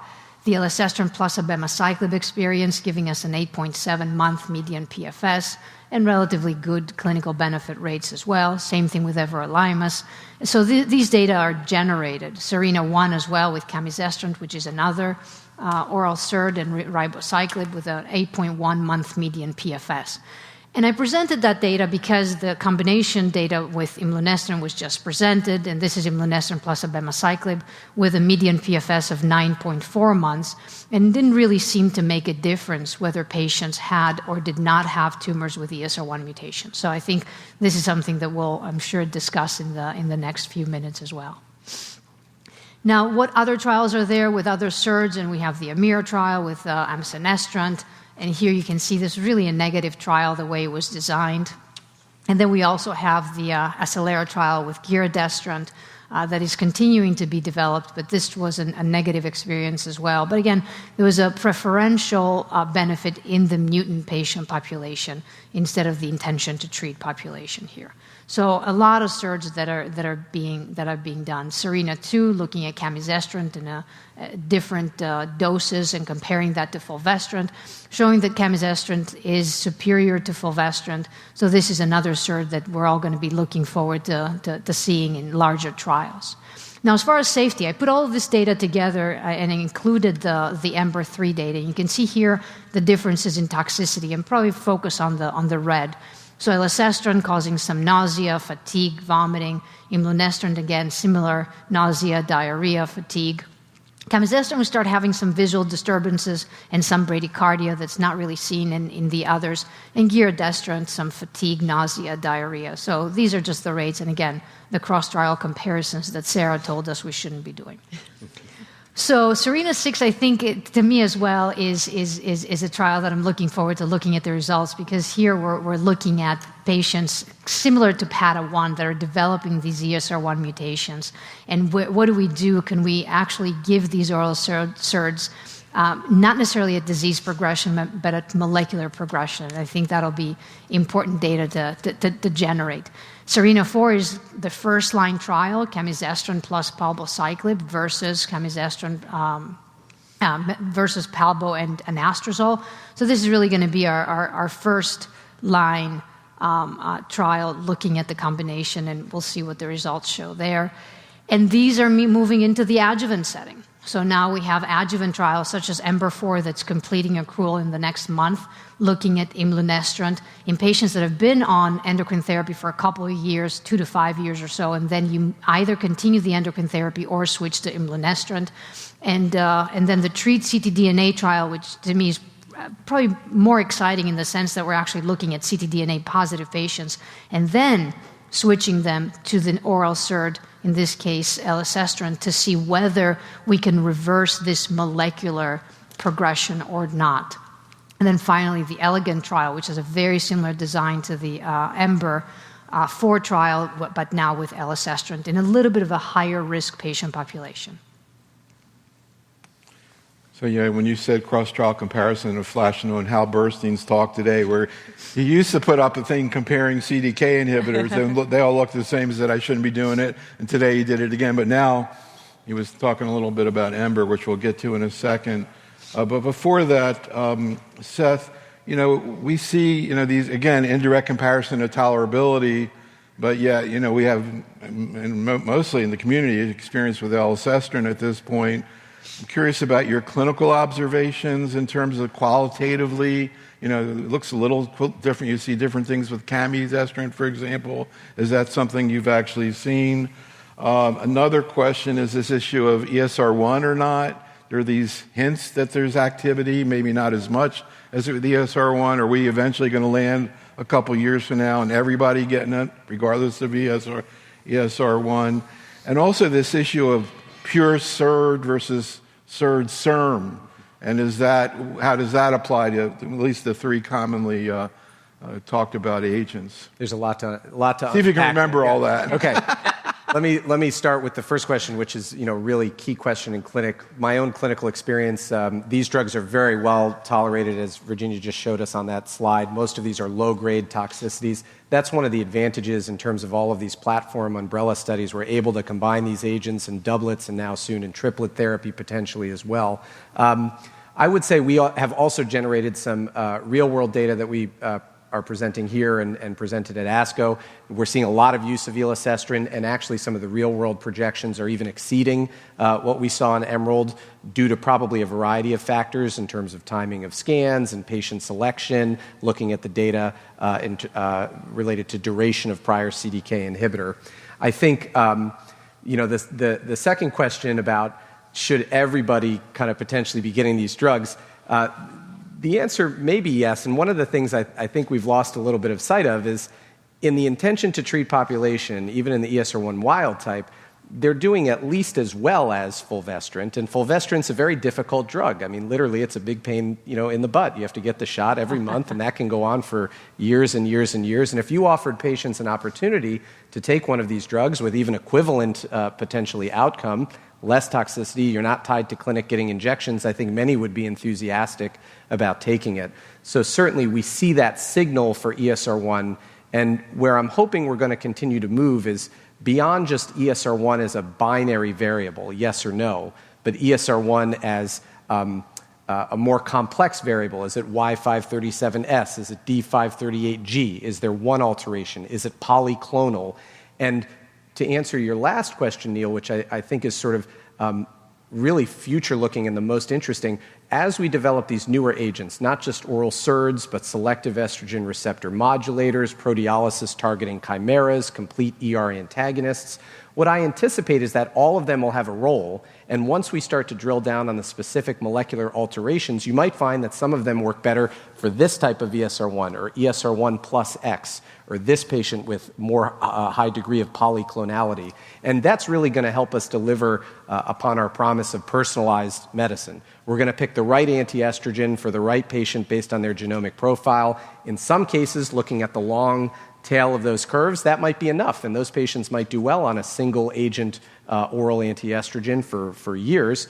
Other patients are going to need a doublet. We're going to have to choose what's the right doublet amongst the many choices we've been looking at tonight. So again, as we started talking about, we have more questions. Even as we get all this data, we have more questions to think about, but it's going to be an exciting opportunity to really drill down on those molecular changes. And I want to say, too, that study you all did that you referred to, a lot of times I get kind of skeptical about these real-world studies, but what you looked at there, which is time on therapy of elacestrant, and showed was very similar to what was seen in trials. I mean, it's kind of like survival. They're either on it or not, and I trust that. We actually took that idea and now doing we did some work with the Florida cancer specialists looking at time on therapy for metastatic triple-negative disease, just because it's a variable, it's there, and it's hard to question. Okay, so let's get to one of the key questions of the moment here, which is what are the clinical implications of EMBER-3? I was super curious to hear what you all had to say about it. So first, we're going to go down the line here. I've got a pretty simple question, which is, would you like to have imlunestrant monotherapy available? And if the answer is yes, I'd like to know what situations you would consider using it. And the second question I'd like to, you referred to the possibility this may be going to be approved. Would you like to have the combination of abemaciclib and imlunestrant available? And I asked them ahead of time, and I got pretty positive answers. I wasn't sure what they were going to say, like wait for more data. I mean, you're all pretty stuck to the data. So let's just start going. I think I'll start with you, Komal. Yeah, sure. So your first question is, would I want to have monotherapy approval for imlunestrant, and would I want that available? I would say yes. Why would I want to say yes? I think we have 3 CDK4/6 inhibitors, we have 3 aromatase inhibitors, we have 4 agents targeting the PI3K, AKT, mTOR pathway. So why not 2 oral SERDs? Let's put it that way. I think the bottom line is they are similar. We do think that they are. There are some slight differences for each. There are always some nuances. It's good to have those options, whether it's access, whether it's choice of the differences in the toxicity profiles. It's good to have that. And with EMBER-3, I feel like while we can offer monotherapy to the right proportion of patients who are very appropriate potentially for monotherapy, we know that for majority of our patients, we want to consider combination-based regimens given the complexities and the genomic landscape that we understand for ER-positive tumors as we offer them these therapies. And this is the first phase 3 prospective data set that is giving us this nice combination data set with an oral SERD as a partner and with CDK4/6, which is very well tolerated. We saw that the safety profile was quite appealing. It was not any different than what we had seen with fulvestrant and abemaciclib. Diarrhea that was seen, which was higher with the combination, again, was predominantly grade 1, and the discontinuation rate was only 6%. The efficacy, I want to say, at least right now, it does seem like is a substantial PFS benefit. I think when we're all thinking about the post-CDK4/6 inhibitor space, we're thinking about on an average median PFS of about 6 months in that space when we're thinking about the current clinical contemporary trials. And so when we're thinking and looking at the EMBER-3 combination data with 9.4 months, and then we focus specifically on the 65% of the patients who had received a prior CDK4/6 inhibitor, again, we saw a median PFS of 9.1 months. So I think because of that attractive efficacy, that great safety profile, I would say yes to the combination being available as well. So I'm curious about the rest of the panel. I'll go to Sara, and particularly, I think we kind of got very similar answers when we were chatting before about having another, SERD available, toxicity, et cetera, But the combination is what's very curious to me. And Sara, I'm curious about your thoughts. And if you'd like to have the combination available, can you describe a clinical scenario where you'd like to use it? Yeah, I think, first of all, we have to acknowledge it's the first large data set I'm aware of an oral SERD combined with a targeted therapy, and we've all been waiting for this. The elacestrant single-agent data, the PFS for the whole population was under 5 months, under 4 months. When you look at selecting out patients, you find patients who may benefit longer. So it's exciting. We've all wanted to combine these agents. So this is real. I think where it comes down to having choices, I fully agree with Komal. I think we need to have choices for a variety of reasons. I love what Seth said about getting more personalized and finding those patients who really do need an oral SERD that's going to target multiple mutations and do better than fulvestrant. I want it available. I'm not sure I would use the combination in a patient without an ESR1 mutation. I'm not yet convinced. I wouldn't use it in a patient who's already had ribo or abema. The post-monarch data I don't think is convincing that we should be using abema after abema progression, and I'm not convinced of the ribo after abema yet. But certainly if a patient had been on palbo or was naive to a CDK4/6 inhibitor, had an ESR1 mutation, I'd be very interested in having this for them. Naive to a CDK. I found that I was having, as you were presenting this, I was having 3 questions a minute, in Hal's presentation too. So Matt, let me go to you and again focus on the combination imlunestrant and abema. Would you use it in a patient who hasn't had a CDK inhibitor, or in what situation would you use it? I think for me, it's, as we think about where we started, 10 years ago, we were giving endocrine monotherapy in the first-line setting. It took us a while to all of us to start using combination therapy with a CDK4/6 inhibitor, but we were convinced. And why we were convinced? Well, we were doubling response rates. We saw the right choice data today. You get really good responses. And of course, now we see overall survival. I think what's been hard for us is especially in the area of ESR1 mutations, you saw the data over and over again. This is a worse prognosis. These patients do worse. They develop liver metastases, worse survival. It's hard for me to convince my patient to say, I've been giving you 2 drugs for the last 2.5 years. Now you've got a worse prognosis, and I should just give you 1 drug. And they're like, what? That doesn't quite make some sense. So I think the combination, generally in that situation, obviously makes a lot of sense. And then it's not that we're seeing small differences that are statistically significant. We're getting out to about 12 months in that ESR1 mutated prior CDK4/6. So that's good for our patients, especially when it's generally well tolerated. And that was the thing that Hal was trying to show in the indirect comparison, although you don't like to do it, but you see it there. Virginia, any thoughts? Yeah, I think going back to your 2 questions, the monotherapy approval, I think, is extremely important. As Komal said, I'd love to have options. And even if I start somebody on elacestrant and they don't tolerate the drug, I want to be able to offer them something else. And I think that's extremely important. The combination is a little trickier because, yes, where would I use it? And do I want to use so many combinations? I always tell my patients, this is a marathon, this is not a sprint. We saw with the CDK trials that now these patients are surviving 5 years. So I don't want to burn my bridges with them, and I don't want them firing me either, because I give them so much toxicity. Now, these agents are both relatively well tolerated, and we've learned how to use abemaciclib, but after being on a CDK4/6 inhibitor for 2 years, people have fatigue. Giving them more CDK4/6 inhibition after that becomes a little harder to do, especially since I know that eventually I'm going to give them chemotherapy, which causes more fatigue. So those are all the things that I think once we have this drug available, anyway the FDA decides to approve it, we're going to have to play around in clinic and really individualize our treatment based on the patient we have in front of us.